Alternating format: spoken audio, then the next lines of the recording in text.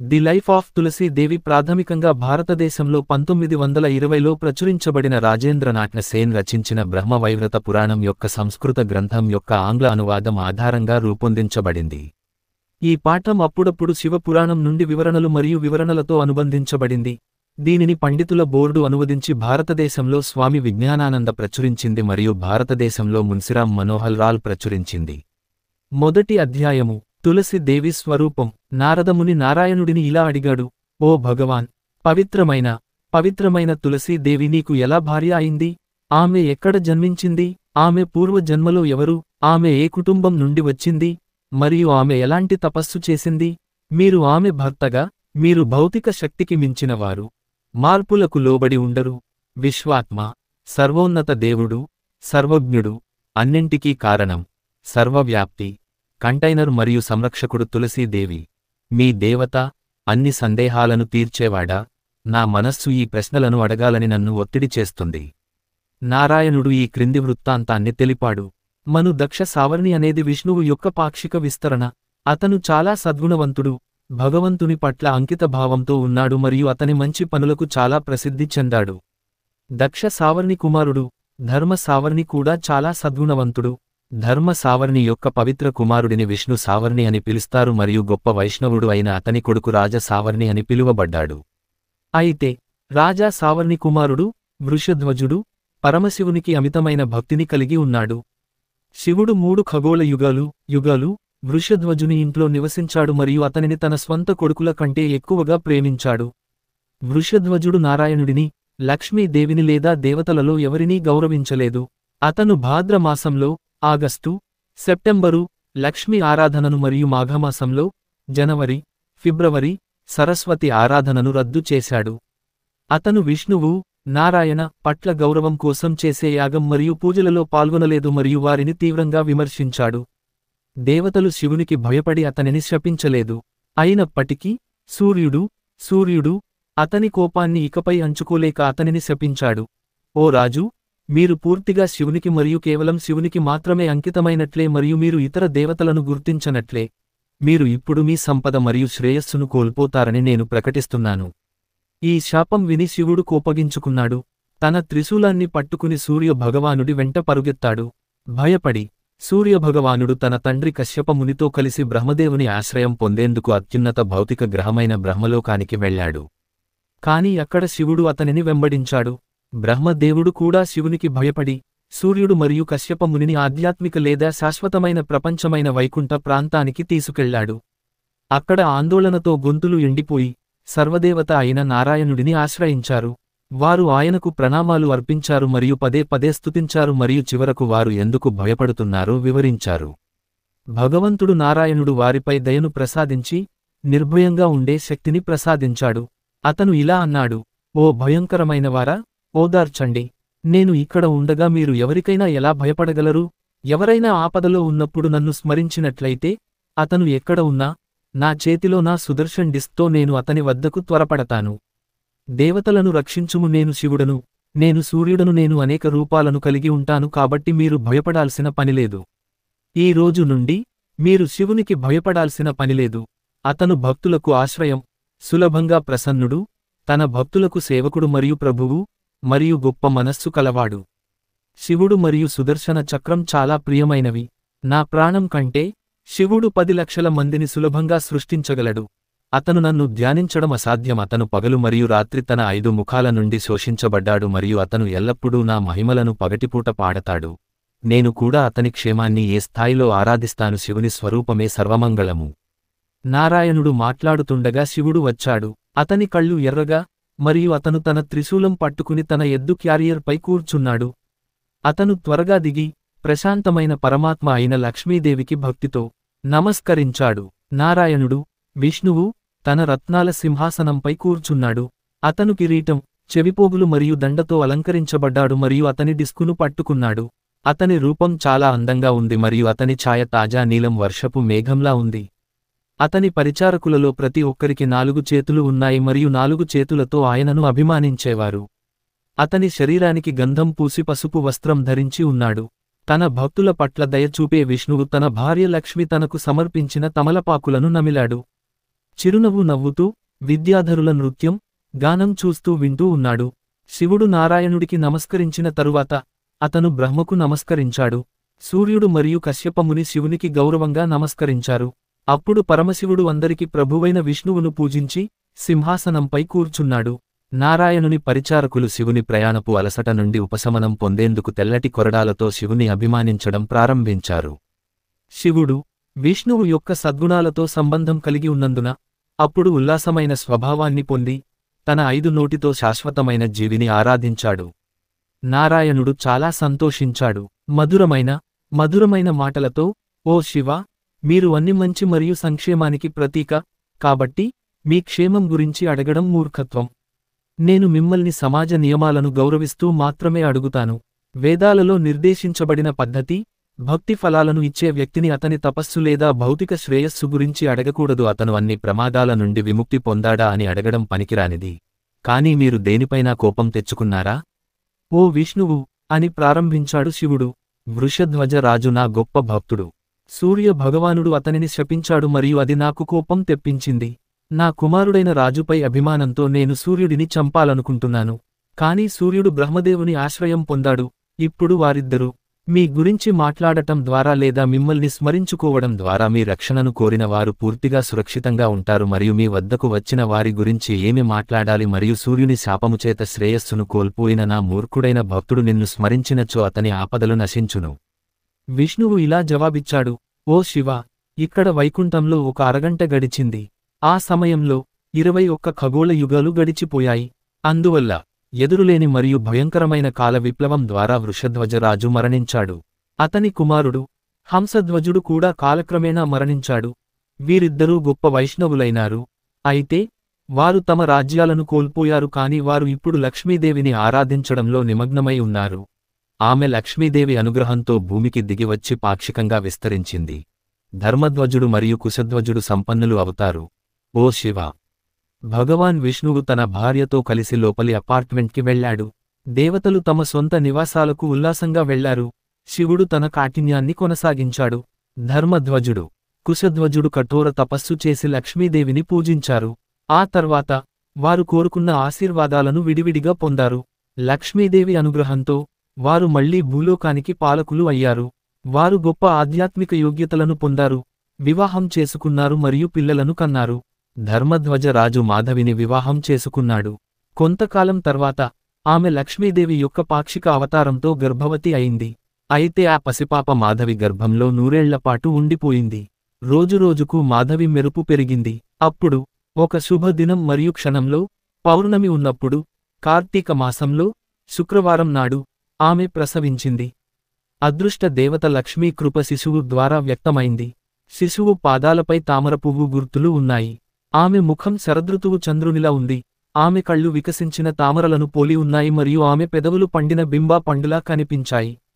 ఆమె అరచేతులు మరియు అరికాళ్లు ఎర్రగా ఉన్నాయి. ఆమె నాభి లోతుగా ఉంది మరియు దానిపైన 3 మడతలు ఉన్నాయి. ఆమె పిరుదులు గుండ్రంగా ఉన్నాయి మరియు ఆమె శరీరం చలికాలంలో వెచ్చగా మరియు వేసవిలో చల్లగా ఉంటుంది. స్పర్శకు చాలా ఆహ్లాదకరంగా ఉంటుంది. ఆమె రొమ్ము దృఢంగా మరియు ఆమె నడుము సన్నగా ఉంది మరియు ఆమె శరీరం నుండి మెరుస్తున్న కాంతి ఆమెను ఒక కాంతిరేఖలా చుట్టుముట్టింది. ఆమె ఛాయ తెల్లగా, చంపక పువ్వులాగా, జుట్టు అందంగా కనిపించింది. ఆమె అందం సాటిలేనిది కాబట్టి ఋషులు ఆమెను తులసి అని పిలిచేవారు. అధ్యాయం 2. తులసి తపస్సు చేస్తుంది. ఆమె జన్మించిన వెంటనే తులసి కఠినమైన తపస్సును ఆచరించడానికి బదరీనాథ పర్వత ప్రాంతానికి వెళ్లాలని నిర్ణయించుకుంది. చాలా మంది వ్యక్తులు ఆమెను అడ్డుకోవడానికి ప్రయత్నించినప్పటికీ ఎవరూ చేయలేకపోయారు. ఎందుకంటే శ్రీకృష్ణుడు ప్రత్యక్షమై తన భర్త కావడానికి అంగీకరించే వరకు ఆమె అడవిలోనే ఉండి ప్రార్థన చేయాలని నిశ్చయించుకుంది. 1,00,000 ఖగోళ సంవత్సరాల కాలంలో ఆమె ఈ క్రింది వాటిని భరించింది. వేసవిలో ఆమె తన చుట్టూ 4 మంటలు మరియు పైన సూర్యునికి తనను తాను బహిర్గతం చేసింది. శీతాకాలంలో ఆమె మంచుతో నిండిన నీటిలో మునిగిపోయింది. మరియు వర్షాకాలంలో ఆమె అంత్యక్రియల మైదానంలో భారీ వర్షాలకు లోనైంది. 20,000 సంవత్సరాలు ఆమె పండ్లు మరియు నీటితో జీవించింది. 30,000 సంవత్సరాలు ఆమె పొడి ఆకులను నమిలింది. 40,000 సంవత్సరాలు ఆమె గాలిలో మాత్రమే జీవించింది. మరియు 10,000 సంవత్సరాలు ఆమె ఏమీ తినలేదు మరియు కేవలం ఒక కాలు మీద నిలబడింది. చివరగా ఆమె ఆకాశంలో బ్రహ్మదేవుడు తన హంసవాహనంపై ప్రయాణించి తన వైపుకు దూసుకురావడం చూసింది. అతను తనకు వరం ఇవ్వడానికి వచ్చాడనే నమ్మకంతో ఆమె అతనికి నమస్కరించింది. బ్రహ్మదేవుడు ఇలా అన్నాడు, ఓ తులసి, నన్ను వరం కోరుకో. అది భగవంతుడు హరికి భక్తి అయినా, అతని సేవకుడైనా, వృద్ధాప్యం నుండి విముక్తి అయినా లేదా మరణం నుండి విముక్తి అయినా, నేను దానిని ప్రసాదిస్తాను. అవును, ఓ ప్రభూ, నేను అడుగుతాను. దయచేసి వినండి. మీకు అన్నీ తెలుసు కాబట్టి నేను భయంతో లేదా సిగ్గుతో నా కోరికలను దాచుకోను. నా పేరు తులసి. అధికారికంగా నేను గోలోకంలో ఆవుల కాపరిని, అక్కడ సేవ చేశాను. రాధారాణి. నేను రాధారానికి పాక్షికంగా విస్తరిస్తున్నాను. కానీ ఒక రోజున రస నృత్యం జరిగిన ప్రదేశంలో కృష్ణుడు నాతో సన్నిహితంగా ఉన్నాను మరియు నేను అబద్ధం చెప్పాను. అక్కడ అకస్మాత్తుగా కనిపించి ఆవేశంతో అంధుడైన నన్ను చూసి, ఓ నీచమైనవాడా. Single quotation. అప్పుడు కృష్ణుడు నాతో ఇలా అన్నాడు, మీరు భారతదేశంలో జన్మించినప్పుడు మీరు తపస్సు చేస్తే బ్రహ్మదేవుడు మీకు వరం ఇస్తాడు. నేనే విస్తరింపజేసే చతుర్భుజాల నారాయణుడితో నీకు వివాహం జరిపించే ఏర్పాటు చేస్తాడు. అప్పుడు కృష్ణుడు అదృశ్యమయ్యాడు. ఇక రాధారానికి భయపడి నేను గోలోకాన్ని వదిలి ఈ లోకంలో పుట్టాను. కాబట్టి నాకు ఆ వరం ప్రసాదించు. ఆ సుందరమైన మరియు ప్రశాంతమైన నారాయణుడిని నా భర్తగా పొందాలని నేను కోరుకుంటున్నాను. బ్రహ్మదేవుడు ఇలా సమాధానమిచ్చాడు, ఓ తులసి, సుదాముడు కృష్ణుని పాక్షికంగా విస్తరించాడు మరియు గోలోకంలో కృష్ణుని యొక్క గోరక్షక ప్రియుల్లో ఒకడు. రాధారాణి శాపం ఫలితంగా అతను ప్రస్తుతం భూమిపై దానవుల, రాక్షసుల మధ్య నివసిస్తున్నాడు. అతని పేరు శంఖుడు. అతను చాలా ఎనర్జెటిక్ మరియు బలంలో అతనితో ఎవరూ పోల్చలేరు. గోలోకంలో నివసిస్తున్నప్పుడు అతను మీ పట్ల చాలా ఆకర్షితుడయ్యాడు మరియు నిన్ను వివాహం చేసుకోవాలనుకున్నాడు. కానీ రాధారానికి భయపడినందున అతను ఎటువంటి ప్రకటనలు చేయలేదు. నువ్వు జాతిస్మరుడివి అయినట్లే, అంటే ఆమె పూర్వజన్మలు తెలిసినవాడు శంఖుడు కూడా. నీతో సన్నిహితంగా ఉండాలనే తన గత కోరికను స్మరిస్తూ నిన్ను భార్యగా పొందేందుకు తీవ్ర తపస్సు చేశాడు. ఇప్పుడు నేను కోరుకుంటున్నాను, అతని కోరికను తీర్చుము. అయితే దయచేసి అతనిని వివాహమాడుటకు అంగీకరించుము. ఆ తరువాత మీరు అందమైన నారాయణుని మీ భర్తగా పొందుదురు. ప్రపంచాన్ని శుద్ధి చేసే తులసి మొక్కగా రూపాంతరం చెందింది. పవిత్ర తులసి తులసి పుణ్యక్షేత్రం మరియు తులసి మొక్కకు అధిష్టాన దేవతగా గోవుల కాపరి పురుషులు మరియు స్త్రీలు భగవంతుడిని పూజిస్తారు. మీరు ఎల్లప్పుడూ గోవుల శ్రేష్ఠుడైన కృష్ణుడి సాంగత్యాన్ని అనుభవిస్తారు. తులసీదేవి చిరునవ్వుతో బ్రహ్మదేవునితో ఇలా చెప్పింది, ఓ తండ్రి, నేను నీతో నిజాయితీగా ఉంటాను. నేను రెండు చేతుల కృష్ణుడి పట్ల ఉన్నంత భక్తిని చతుర్భుజాల నారాయణునికి కాదు, గోలోకంలో నాకు సన్నిహితంగా కలుసుకున్నాను. కృష్ణుడు అకస్మాత్తుగా అంతరాయం కలిగి ఉన్నాడు. నేను అతని కోసం ఇంకా ఆరాటపడతాను, ఎందుకంటే నేను నా భర్త కోసం నారాయణుడిని పొందమని ప్రార్థిస్తున్నాను. కాని ఇప్పుడు మీ దయతో నేను కృష్ణుడిని పొందుతాను, అయినా సాధించడం చాలా కష్టం. ఓ ప్రభూ, రాధారాణి పట్ల నాకున్న భయాన్ని పోగొట్టుకోవడానికి దయచేసి ఈ క్రింది వరం ఇవ్వండి. బ్రహ్మదేవుడు ఇలా సమాధానమిచ్చాడు, ఓ బిడ్డా, నేను ఇప్పుడు నీకు 16 అక్షరాల రాధా మంత్రాన్ని ఇస్తాను. ఈ వరం ద్వారా నువ్వు రాధారానికి ప్రాణం పోసినంత ప్రియంగా ఉంటావు మరియు కృష్ణుడితో మీ సన్నిహిత వ్యవహారాలను ఆమె ఆమోదిస్తుంది. బ్రహ్మదేవుడు తులసీదేవిని 16 అక్షరాల మంత్రం, స్తోత్రం మరియు శ్రీ రాధా పూజా విధానానికి ప్రారంభించాడు. ఆపై ఆమెను ఆశీర్వదించి అదృశ్యమయ్యాడు. నిర్దేశించినట్లుగా తులసి శ్రీమతి రాధారాణిని ఆరాధించడంలో నిమగ్నమై 12 ఏళ్ల తర్వాత విజయాన్ని సాధించింది. కోరుకున్న వరాన్ని పొంది ఇతరులకు లభించని ఫలాలను ఆమె పొందింది. ఆమె తపస్సుల బాధలు ముగియడంతో ఆమె ఉల్లాసంగా మారింది. ఒక వ్యక్తి తన శ్రమకు తగిన ఫలాన్ని పొంది వాటిని సాధించడంలో అనుభవించిన ఇబ్బందులను పరిగణనలోకి తీసుకున్నప్పుడు కష్టాలు సంతోషకరంగా కనిపిస్తాయి. తులసి తన యవ్వన దశలో ఉంది మరియు ఆమె శ్రీకృష్ణుని సాంగత్యం కోసం చాలా కోరికతో ఉంది. ఆహారం మరియు పానీయాలు ముగించి ఆమె పూలతో అలంకరించబడిన మరియు గంధం పూతతో అలంకరించబడిన ఒక అందమైన మంచం మీద పడుకుంది. ఆమె సంతోషంతో నిద్రలోకి జారుకుంది. కాని ఆమె నిద్రపోతున్నప్పుడు ప్రేమ దేవుడైన కామదేవుడు ఆమెపై 5 బాణాలను ప్రయోగించాడు, ఆమెను మంత్రముగ్ధులను చేయడానికి ఉద్దేశించిన బాణాలు. తత్ఫలితంగా ఆమెకు శీతలీకరణ గంధంతో అభిషేకం చేసి పూలతో నిండిన మంచం మీద పడుకున్నప్పటికీ ఆమె శరీరం మంటల్లో ఉన్నట్లుగా అనిపించడం ప్రారంభించింది. ఆనందంతో ఆమె శరీరంపై వెంట్రుకలు నిలబడి ఆమె కళ్ళు ఎర్రబడి ఆమె శరీరం వణుకుతోంది. ఒక క్షణం ఆమె సన్నగా కనిపించింది మరియు మరొక క్షణం ఆమె అశాంతి లేదా మగతగా మారింది. కొన్నిసార్లు ఆమె ఉద్రేకానికి గురైంది లేదా కోరికతో వెచ్చగా ఉంటుంది. మరికొన్ని సమయాల్లో ఆమె మూర్ఛపోయింది, తర్వాత కోలుకుంది, ఆపై దుఃఖించింది. కొన్నిసార్లు ఆమె మంచం మీద నుండి లేచి ఇటు నడిచి కూర్చుని లేదా పడుకుంది. ఆమె శరీరం మరియు మనస్సు యొక్క ఈ అసాధారణ పరిస్థితి ప్రతిరోజూ పెరిగింది. ఎంతగా అంటే ఆమె మృదువైన మంచం ముళ్ల మంచంలా అనిపించింది. రుచికరమైన పండ్లు మరియు నీరు విషం వంటి రుచి. ఆమె ఇల్లు ఎడారిలా అనిపించింది. ఆమె మృదువైన సున్నితమైన వస్త్రం అగ్నిలా వేడిగా అనిపించింది. మరియు ఆమె నుదుటిపై వెర్మిలియన్ గుర్తు ఒక కురుపులాగా నొప్పిగా ఉంది. ఆమె కలలో చక్కగా దుస్తులు ధరించి నవ్వుతూ ఉల్లాసంగా ఉండే యవ్వనాన్ని చూసింది. ఆభరణాలతో అలంకరించి గంధం పూసి పూలమాలలు వేసి హారతి ఇచ్చారు. ఆమె ముఖంలోకి చూస్తూ ఆప్యాయంగా మాట్లాడి ఆలింగనం చేసుకుని పదే పదే ముద్దులు పెట్టాడు. ఒక్క క్షణం వెళ్ళిపోయాడు. అతను తిరిగి వచ్చిన మరుసటి క్షణం అప్పుడు ఆమె, ఓ నా హృదయ ప్రభువా, నీవు ఎక్కడికి వెళ్తున్నావు? దయచేసి వెళ్ళకు. నిద్ర లేవగానే మళ్ళీ ఏడ్చింది. ఈ విధంగా తులసీదేవి బదరికాశ్రమంలో రోజులు గడిపింది. అధ్యాయం 3. శంఖుడు జననం. కశ్యప మహర్షి ప్రజాపతి, తండ్రి, మరిచి కుమారుడు మరియు బ్రహ్మదేవుని మనుమడు, మరియు చాలా విద్యావంతుడు. మరొక ప్రజాపతి అయిన దక్షుడు అతనికి తన 13 మంది కుమార్తెలను ఇచ్చి వివాహం చేశాడు. కశ్యపముని భార్యలలో ఒకరు ధను అని పిలిచేవారు. ఆమె చాలా ఆకర్షణీయంగా మరియు పవిత్రమైనది, మరియు కశ్యపుడు ఆమెను ప్రేమతో మరియు భక్తితో చూసుకున్నాడు. ధనుకు చాలా మంది బలవంతులైన కుమారులు జన్మించారు. వారిలో ఒకరు విప్రచిత్తి, అతను చాలా శక్తివంతుడు మరియు ధైర్యవంతుడు. అతని కుమారుడు దంభ స్వయం నియంత్రణలో ఉండేవాడు మరియు విష్ణువు యొక్క గొప్ప భక్తుడు. కాని అతనికి పుత్రుడు కనలేకపోయాడు, కాబట్టి అతను ఆందోళన చెందాడు. అందుకే పరిస్థితిని చక్కదిద్దేందుకు పుష్కర వనానికి వెళ్లి 1,000 సంవత్సరాల పాటు తీవ్ర తపస్సు చేశాడు. అక్కడ స్థిరమైన భంగిమలో కూర్చుని కృష్ణ మంత్రాన్ని ఉచ్చరిస్తూ జపాన్ని ఆచరించాడు. అభ్యాసం చేస్తున్నప్పుడు దంభ తల నుండి తట్టుకోలేని తేజస్సు మరియు ప్రతిచోటా వ్యాపించింది. అది ఎంత వేడిగా ఉందంటే దేవతలు, ఋషులు, మునులు అందరూ కాలిపోయారు. అందువలన ఇంద్రుడు నాయకత్వం వహించడంతో వారందరూ బ్రహ్మదేవుని ఆశ్రయం పొందారు. బ్రహ్మదేవుని నివాసానికి చేరుకుని వారు అతనిని స్తుతించి పరిస్థితిని తెలియజేశారు. దాని గురించి విన్న తరువాత బ్రహ్మ విష్ణువుకు సమస్యను చెప్పడానికి వారిని వైకుంఠానికి తీసుకెళ్లాడు. అక్కడ అరచేతులను భక్తితో జోడించి వారు 3 లోకాలకు గొప్ప రక్షకుని మరియు ప్రభువును స్తుతించారు. అప్పుడు దేవతలు ఇలా అడిగారు, ఓ ప్రభు, దీనికి కారణమేమిటో మాకు తెలియదు. దయచేసి మాకు చెప్పండి. మనం కాల్చబడిన ఆ కాంతి ఏమిటి? విష్ణువు నవ్వుతూ ప్రేమగా ఇలా అన్నాడు, ఓ దేవతలారా, భయపడకు, ప్రశాంతంగా మరియు కదలకుండా ఉండండి.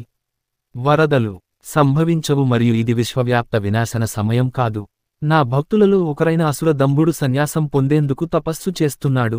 కొడుకు, నేను అతనిని త్వరలో ఆశీర్వదిస్తాను మరియు అది అతనిని శాంతింపజేస్తుంది. దీనితో ప్రోత్సహించబడిన బ్రహ్మదేవుడు మరియు ఇతర దేవతలు తమ తమ ప్రాంతాలకు తిరిగి వచ్చారు. విష్ణువు దంభ తపస్సు చేస్తున్న పుష్కరానికి వెళ్లాడు. దంభ తన నామాన్ని పునరావృతం చేయడం చూసి భగవంతుడు అతనిని ఓదార్చాడు మరియు, నేను మీకు ఏమి వరం ఇవ్వాలనుకుంటున్నాను? దంభ భక్తితో నమస్కరించి పదే పదే భగవంతుని స్తుతించాడు. అప్పుడు అతను ఇలా అన్నాడు, ఓ కమలం కన్నుల దేవా, నీకు ప్రణామాలు. భక్తుడు, దేవతలకు అజేయుడు మరియు 3 లోకాలను జయించేవాడు. విష్ణువు తన తపస్సును ఆపమని దంభను కోరాడు. అతనికి వరం ఇచ్చాడు మరియు అదృశ్యమయ్యాడు. భగవంతుడు అంతర్ధానం కావడంతో దంభ ఆ దిక్కున నమస్కరించి ఇంటికి తిరిగి వచ్చాడు. కొద్దిసేపటికే అతని దీవించిన భార్య గర్భవతి అయింది. ఆమె తన నివాసంలోని లోపలి అపార్ట్మెంట్ను ప్రకాశవంతం చేసే ఒక ప్రకాశాన్ని ప్రసరించింది. శ్రీమతి రాధారాణి చేత శపించబడిన శ్రీకృష్ణుని ప్రధాన గోవుల సహచరులలో ఒకరైన సుదామ ఆమె గర్భంలో నివసిస్తున్నది. దంభ యొక్క పవిత్రమైన భార్య ఒక ప్రకాశవంతంగా కనిపించే కొడుకుకు జన్మనిచ్చినప్పుడు దంభ ఋషులను తన స్థానానికి ఆహ్వానించి ప్రసవానంతర కర్మలు చేయించింది. అక్కడ గొప్ప ఆనందోత్సాహాలు జరిగాయి మరియు అనుకూలమైన రోజున తండ్రి అతనికి శంఖుడని పేరు పెట్టాడు.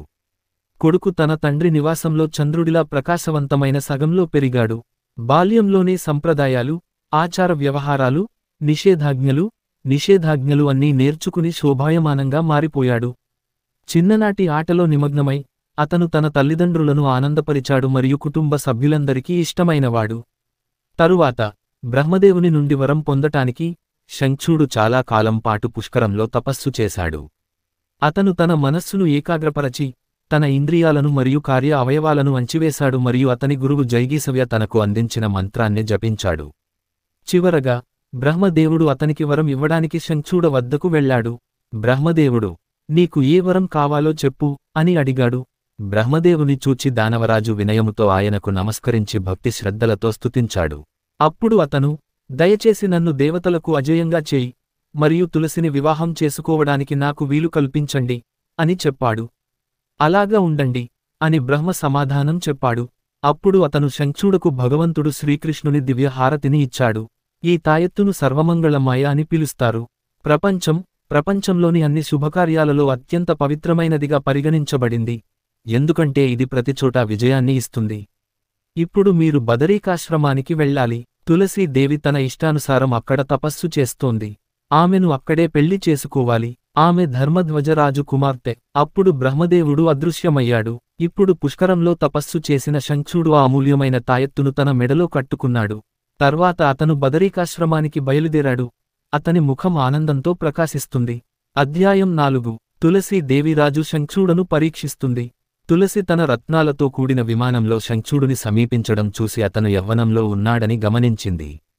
అతడు మన్మధునివలె అందముగాను, చంపక పుష్పమువలె శ్వేతవర్ణముతోనూ, రత్నములతో అలంకరించబడియుండెను. అతని ముఖం శరదృతువు పౌర్ణమిని పోలి ఉంది.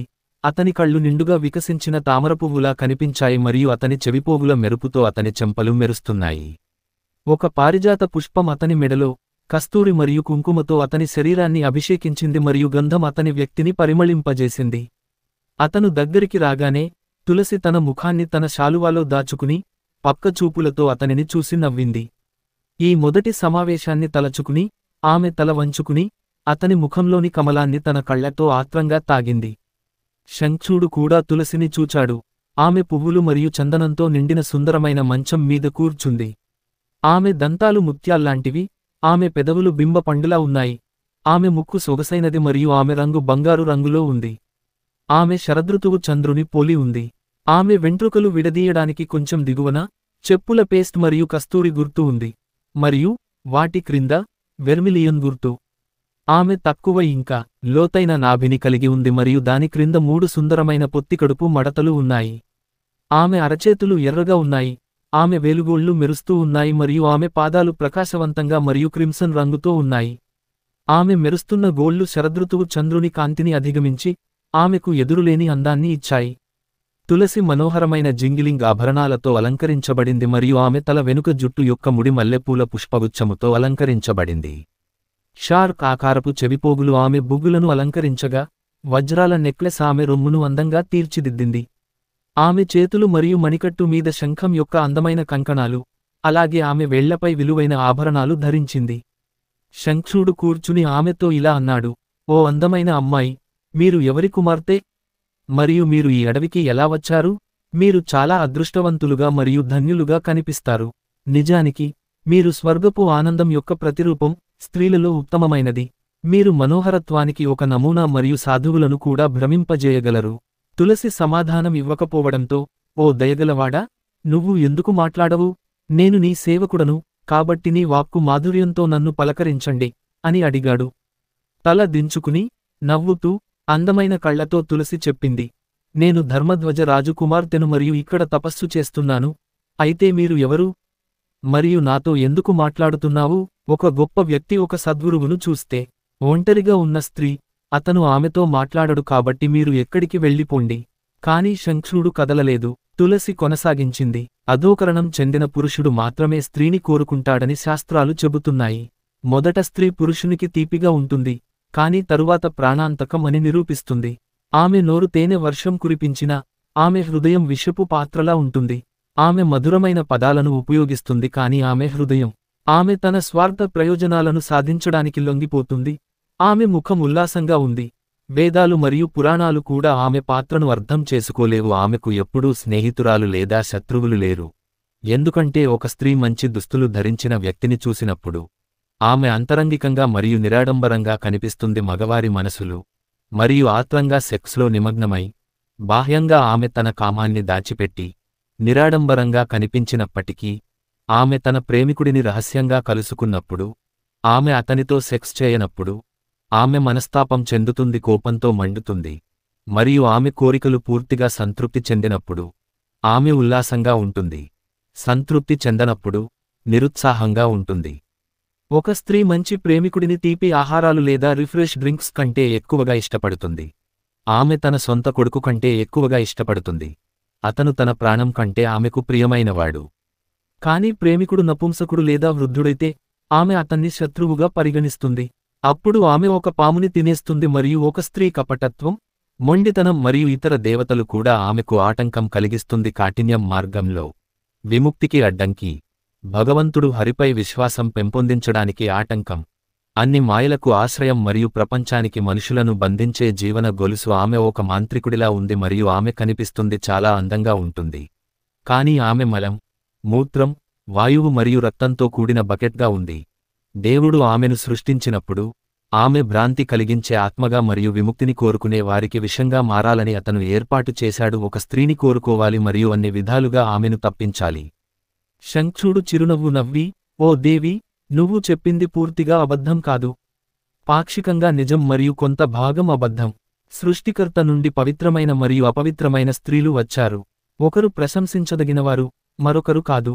పవిత్రతకు ఉదాహరణలు స్త్రీలు లక్ష్మి, సరస్వతి, దుర్గ, సావిత్రి మరియు రాధ, శతరూప, దేవహూతి, స్వధ, సవాహ, దక్షిణ, అనసూయ, గంగ, దితి, అదితి, వేదవతి మొదలైన వారికి విస్తరింపజేసిన స్త్రీలు మంగళకరమైనవి, మహిమాన్వితమైనవి. ప్రతి యుగ చక్రంలో ఈ స్త్రీలు శ్రేష్టంగా ఉంటారు. పై స్త్రీల యొక్క విస్తరణలు మరియు పాక్షిక విస్తరణలు కూడా ఉన్నాయి. కానీ వారు నిష్కపటమైనందున వారు ప్రశంసించబడరు. సత్ప్రవర్తనలో ఉన్న స్త్రీలు ధర్మవంతులు మరియు పవిత్రులు. ఋషులు వాటిని శ్రేష్టమైనవిగా ప్రకటిస్తారు. కానీ మోహము మరియు అజ్ఞానము యొక్క రీతుల్లో ఉన్నవారు అంతగా ప్రశంసించబడరు. ఉద్రేకపరులు ఇంద్రియ సుఖాలను ఇష్టపడతారు, వాటిలో మునిగిపోతారు మరియు ఎల్లప్పుడూ తమ స్వార్థ లక్ష్యాలను నెరవేర్చుకోవాలని కోరుకుంటారు. అలాంటి స్త్రీలు సాధారణంగా చిత్తశుద్ధి లేనివారు, భ్రమలు కలిగి ఉంటారు మరియు మతం లేనివారు. సాధారణంగా వారు అపరిశుభ్రంగా ఉంటారు. కాని అజ్ఞానం యొక్క పద్ధతిలో ఉన్న స్త్రీని చెత్తగా పరిగణిస్తారు. వారు ఎదురులేనివారు. ఒక సత్పురుషుడు మరొకరి భార్యను బహిరంగంగా లేదా ప్రైవేట్గా ఎన్నటికీ న్యాయస్థానం చేయడు. కాని నేను బ్రహ్మదేవుని ఆజ్ఞతో మీ వద్దకు వచ్చాను, గంధర్వ ఆచారం ప్రకారం నిన్ను వివాహం చేసుకోవడానికి. ఇందులో వధూవరులు ఒకరినొకరు కలుసుకుంటారు. స్వతహాగా వారి కలయికలో పవిత్రమైన ఆచారాలు అవసరం లేదు. నా పేరు శంఖుడు. దేవతలు నన్ను చూసి భయపడి పారిపోతారు. నా పూర్వ జన్మలో నేను గోలోకంలో నివసించాను. నేను శ్రీకృష్ణునికి ఆప్తమిత్రుడను, అతని పరిచారకులలో ఒకడిని. శ్రీమతి రాధారాణి నన్ను కృష్ణుని అనుగ్రహంతో భారతదేశంలో పుట్టమని శపించింది. అంటే నా పూర్వజన్మ చరిత్ర నాకు తెలుసు కాబట్టి నీ పూర్వజన్మలో గోలోకంలో రాధారాణి నిన్ను ఒంటరిగా పట్టుకున్నప్పుడు కోపించి ఇక్కడే పుట్టమని శపించింది. గోలోకంలో నేను మీతో సహవాసం చేయాలనుకున్నాను. కాని నేను రాధారాణికి భయపడి అలా చేయలేదు. అప్పుడు తులసి చిరునవ్వు నవ్వి, నీవంటివారు ఈ లోకంలో ప్రసిద్ధులు, మంచి స్త్రీలు అలాంటి భర్తలనే కోరుకుంటారు. నువ్వు నన్ను వాదించి ఓడించావు. స్త్రీచే జయించబడిన పురుషుడు చాలా అపవిత్రుడు మరియు సాధారణంగా ప్రజలచే ఖండించబడ్డాడు. పూర్వీకులు మరియు దేవతలు స్త్రీలచే జయించబడిన పురుషులను వారి తండ్రులు కూడా మానసికంగా తృణీకరిస్తారు. ఒక బిడ్డ పుట్టినప్పుడు లేదా బంధువు చనిపోయినప్పుడు 12 రోజులలో బ్రాహ్మణులు శుద్ధి అవుతారు. 15 రోజులలో వైశ్యులు మరియు ఇతర అధమ వర్గాలవారు. ఒక స్త్రీ ద్వారా జయించబడినప్పుడు అతని పూర్వీకులు శుద్ధి చేయబడరు లేదా దేవతలు అతని నుండి రొట్టెలు, పువ్వులు మొదలైన వాటిని స్వీకరించరు. స్త్రీల హృదయాలను పూర్తిగా స్వాధీనం చేసుకున్న పురుషులు వారి జ్ఞానం, తపస్సు, జపం, అగ్నియాగాలు, పూజలు, అభ్యాసం లేదా కీర్తి నుండి ఎటువంటి ఫలాలను పొందలేరు. నీవు జ్ఞానంలో ఎంత బలవంతుడో నిర్ణయించడానికి నేను నిన్ను పరీక్షించాను. ఒక వ్యక్తి యొక్క యోగ్యతలను మరియు లోపాలను పరిశీలించి ఒక వ్యక్తి తన భర్తను ఎన్నుకోవాలి. ఒక వ్యక్తి తన కుమార్తెను అన్ని మంచి అర్హతలు లేని వ్యక్తికి, వృద్ధునికి, ఒక వ్యక్తికి వివాహం చేస్తే, అజ్ఞాని లేదా పేదవాడు, నిరక్షరాస్యుడు, రోగగ్రస్తుడు, వికారమైనవాడు, కోపోద్రిక్తుడు, కుంటివాడు, అవయవములు లేనివాడు, చెవిటివాడు, మూగవాడు, నిష్క్రియుడు లేదా నపుంసకత్వము లేనివాడు. ఈ పాపం బ్రాహ్మణుడిని చంపిన పాపానికి సమానం. విద్యార్హత మరియు శాంతియుతుడైన ఒక యువకుడికి ఒకడు ఒక కుమార్తెను పెంచి ఆపై లాభాపేక్షతో ఆమెను విక్రయించినట్లయితే అతను అక్కడ కుంభీపాక అని పిలువబడే నరకంలో పడతాడు. ఇంద్రుని 14 జీవితకాలానికి సమానమైన కాలానికి అలాంటి పాపాత్ముడు తన కుమార్తె యొక్క మూత్రాన్ని త్రాగాలి మరియు ఆమె మలాన్ని తినవలసి ఉంటుంది. అలాగే ఈ కాలం ముగిసినప్పుడు అతను ఈ ప్రపంచంలో ఒక వ్యాధిగ్రస్తుడిగా జన్మించాలి. వ్యక్తి మరియు మాంసం అమ్మడం మరియు తీసుకువెళ్లడం ద్వారా అతని జీవనోపాధిని పొందుతాడు. అధ్యాయం 5. తులసి శంఖుడను వివాహం చేసుకుంది. తులసీ దేవి మాట్లాడటం మానేయడంతో బ్రహ్మదేవుడు అకస్మాత్తుగా అక్కడ ప్రత్యక్షమయ్యాడు. శంఖుడు మరియు తులసి అతనిని సత్కరించిన తరువాత బ్రహ్మదేవుడు ఇలా అన్నాడు, ఓ శంఖుడా, తులసితో ఇలా ఖాళీ చర్చలు చేస్తూ నీ సమయాన్ని ఎందుకు వృధా చేస్తున్నావు? ఇప్పుడే ఆమెను గంధర్వ వ్రతంతో వివాహం చేసుకో. మగవారిలో నువ్వు రత్నం కాబట్టి ఆమె రత్నం. ఒక తెలివైన జంట వివాహం చేసుకున్నప్పుడు ఎవరు సంతోషంగా ఉంటారు? అది మృగం కంటే అధ్వాన్నంగా ఉంటుంది. తులసి దేవతలను, రాక్షసులను లొంగదీసుకుని లక్ష్మీనారాయణుడిని, రాధికను కృష్ణుడిని, నా సావిత్రిని నాకు, శశిని ఇంద్రుడిని, అదితిని కాశ్యపుని పెళ్లి చేసుకున్నట్లే శంఖుడుని వివాహం చేసుకోగలవా? శంఖుడు తన శరీరాన్ని విడిచిపెట్టినప్పుడు నీవు అతనితో పాటు అనేక ప్రాంతాలకు తిరుగుతావు. నీవు గోలోకానికి తిరిగివచ్చి కృష్ణుడిని భర్తగా పొందుతావు. బ్రహ్మదేవుడు వారిని ఆశీర్వదించి తన నివాసానికి తిరిగి వచ్చాడు. శంఖుడు తులసిని గంధర్వ వ్రతం ద్వారా వివాహం చేసుకున్నాడు. వివాహాన్ని కీర్తిస్తూ దేవతలు తమ డప్పులు మోగించి ఆకాశం నుండి వారిపై పూలవర్షం కురిపించారు. కొన్నిసార్లు కొత్తగా పెళ్లైన జంట పూలతోటకు, మరికొన్నిసార్లు నది ఒడ్డుకు వెళ్లేవారు. అక్కడ గంధం పూసిన పూల మంచాలపై పడుకుని దాంపత్య సుఖాలను అనుభవిస్తారు. తులసి తన భర్త హృదయాన్ని సులభంగా దొంగిలించింది మరియు శంఖుడు కూడా తులసి హృదయాన్ని ఆకర్షించింది. తులసి తన భర్తకు రోగాలను మరియు వృద్ధాప్యాన్ని నిరోధించే పారిజాత పుష్పాలతో అలంకరించిన తరువాత ఆమె అతని వేలికి విలువైన రత్నాల ఉంగరాన్ని ఉంచి అరుదైన అందమైన రత్నాలను ఇచ్చింది. భక్తితో అతని పాదాలకు నమస్కరిస్తూ, నేను మీ సేవలో ఉన్నాను. శంఖుడు నవ్వాడు. అతను వరుణదేవుని ఇంటి నుండి పొందిన వస్త్రాలను తులసికి సమర్పించాడు. అతను ఆమెకు విలువైన ఆభరణాల హారం, స్వాహ అగ్ని భార్య నుండి పొందిన కవచం, ఛాయ సూర్యదేవుని భార్య, రోహిణి చంద్రుని భార్య నుండి చెవిపోగులు, రతి మన్మధుని భార్య నుండి వేలి ఉంగరాలు కూడా ఇచ్చాడు. విశ్వకర్మ నుండి శంఖం ఆభరణాలు, అలాగే ముత్యాలు మరియు ఆభరణాలతో అలంకరించబడిన అద్భుతమైన పరుపు. ఆమెను మరింత అలంకరించిన తర్వాత ఆమె పాదాలను తన ఛాతీపై ఉంచి, నేను మీ సేవకుడిని అన్నాడు. వారు ఆశ్రమాన్ని విడిచిపెట్టి వివిధ ప్రాంతాలకు ప్రయాణించడం ప్రారంభించారు. వారు వివిధ పర్వతాలు, పూలతోటలు, గుహలు, బీచ్లు, నదీతీరాలు మరియు అడవులకు వెళ్లారు. వారు ఎక్కడికి వెళ్లినా వారు ఒకరినొకరు అలసిపోకుండా ఎంతో సంతృప్తిగా ఆనందించారు. శంఖుడు తులసిని తన స్వంత రాజ్యానికి తీసుకువచ్చాడు మరియు అక్కడ వారు ఒకరి సహవాసంలో ఆనందిస్తూనే ఉన్నారు. 6వ అధ్యాయం. విష్ణువు దేవతలకు సహాయం చేస్తాడు. శంఖుడు తన రాజ్యాన్ని ఒక మన్వంతరం 43,20,000 సంవత్సరాలు అనుభవించాడు మరియు ఆ కాలంలో దేవతలు, ధనవులు, గంధర్వులు, కిన్నరులు మరియు రాక్షసులపై నియంత్రణ సాధించాడు. అతను వారి రాజ్యాలు మరియు అధికారాల దేవతలను పారద్రోలాడు. పూజలు మరియు నైవేద్యాలకు సంబంధించి వారి హక్కులను హరించాడు మరియు వారి ఆయుధాలు మరియు ఆభరణాలను స్వాధీనం చేసుకున్నాడు. పర్యవసానంగా వారు నిస్సహాయ బిచ్చగాళ్లలా విశ్వం చుట్టూ తిరిగారు. చివరగా వారు ఒక సమూహంగా కలిసి బ్రహ్మదేవుని సభకు వెళ్లారు. ఏడుస్తూ శంఖుడు తమను ఎలా అంచివేశాడు అనే మొత్తం కథను వారు వివరించారు. బ్రహ్మదేవుడు వారిని శివుని రాజ్యానికి తీసుకువెళ్లి కేసు వివరాలను శివుడికి తెలియజేశాడు. శివుడు వారందరినీ అత్యున్నతమైన వైకుంఠానికి తీసుకెళ్లాడు. అక్కడ వృద్ధాప్యం లేదా మరణం లేదు. మొదటి గేటు దగ్గరికి రాగానే గేటు దగ్గర కాపలా కాస్తున్న వాచ్మెన్లు ఆభరణాల ఆసనాల్లో కూర్చోవడం చూశారు.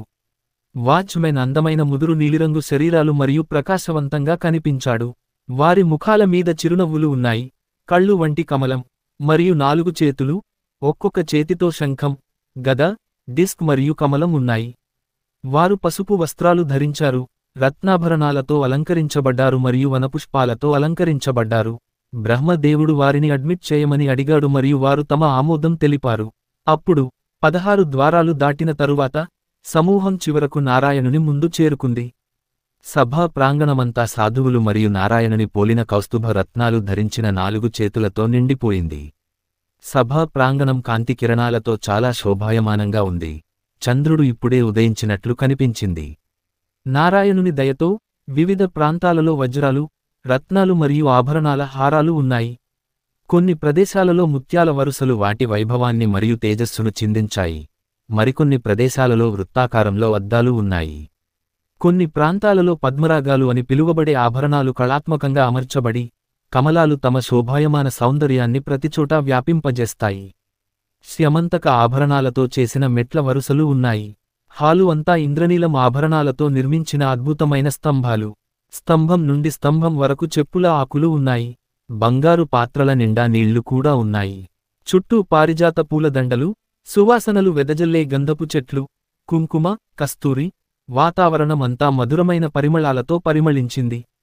విద్యాధరులు ఒక ప్రాంతంలో నాట్యం చేశారు. సభా ప్రాంగణం 8000 మైళ్ల చుట్టుకొలతతో ఉంది. అంతటా అనేక మంది సేవకులు వివిధ సేవలలో నిమగ్నమై ఉన్నారు.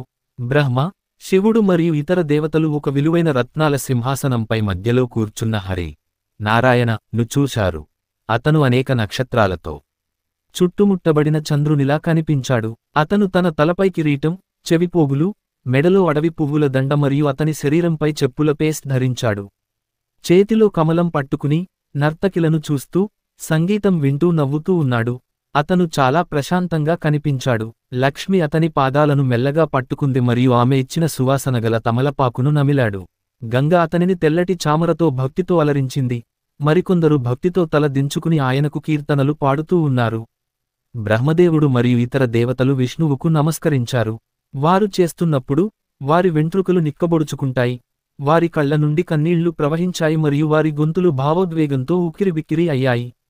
అప్పుడు బ్రహ్మదేవుడు చేతులు జోడించి తల వంచి శంఖుడుని కార్యాలను భగవంతుడికి తెలియజేశాడు.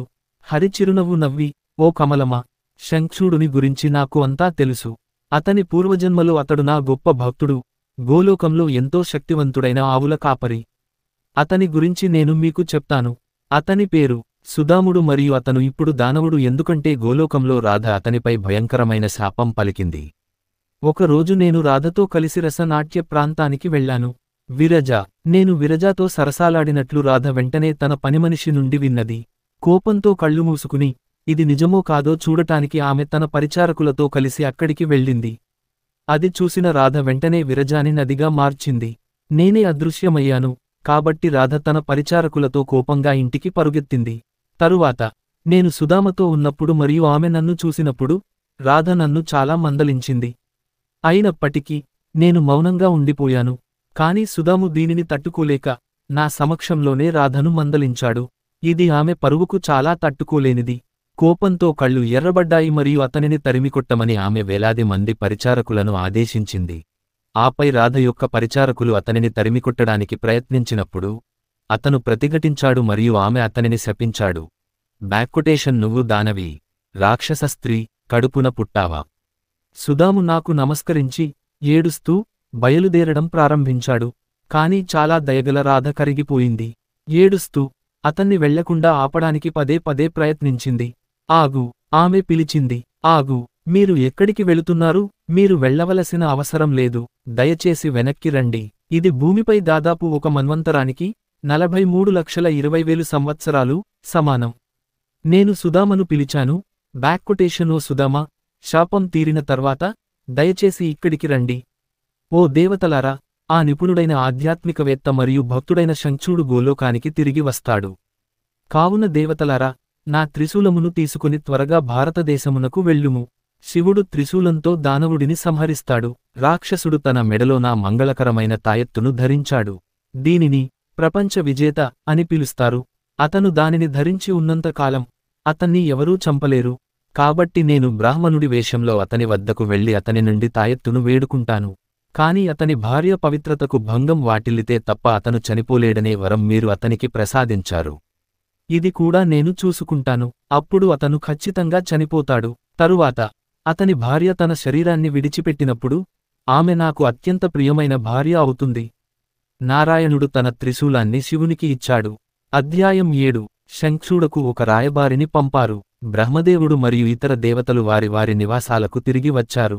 తరువాత దేవతలకు విజయం సాధించడానికి శివుడు తన పెద్ద గుడారాన్ని వేసి చంద్రభాగ నది ఒడ్డున అందమైన అంజూరపు చెట్టు క్రింద విడిది చేశాడు. ఆ తర్వాత గంధర్వుల నాయకుడైన పుష్పదంతుడిని శంఖుడునికి దూతగా పంపాడు.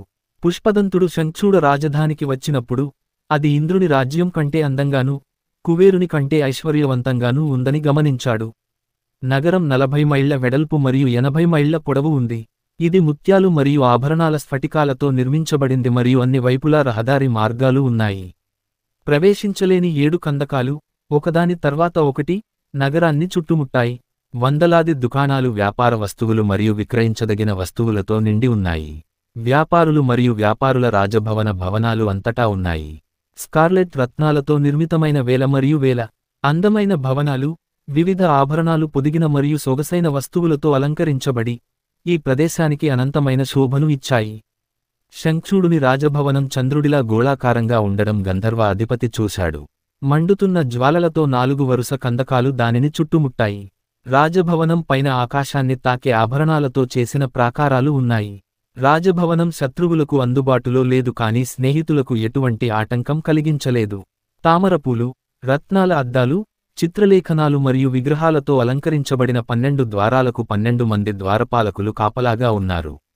అన్ని వైపుల నుండి ఈ ప్రదేశం చాలా శక్తివంతమైన, మనోహరమైన, చక్కటి దుస్తులు ధరించి మరియు చేతుల్లో స్వర్గపు ఆయుధాలను పట్టుకున్న రాక్షసులచే రక్షించబడింది. పుష్పదంతుడు మొదటి ద్వారం దగ్గరకు రాగానే వికారమైన ముఖం, రాగి వర్ణం, లేత కన్నులు కలిగి, నవ్వుతూ చేతిలో త్రిశూలం పట్టుకున్న వ్యక్తి కాపలాగా ఉండడం చూశాడు.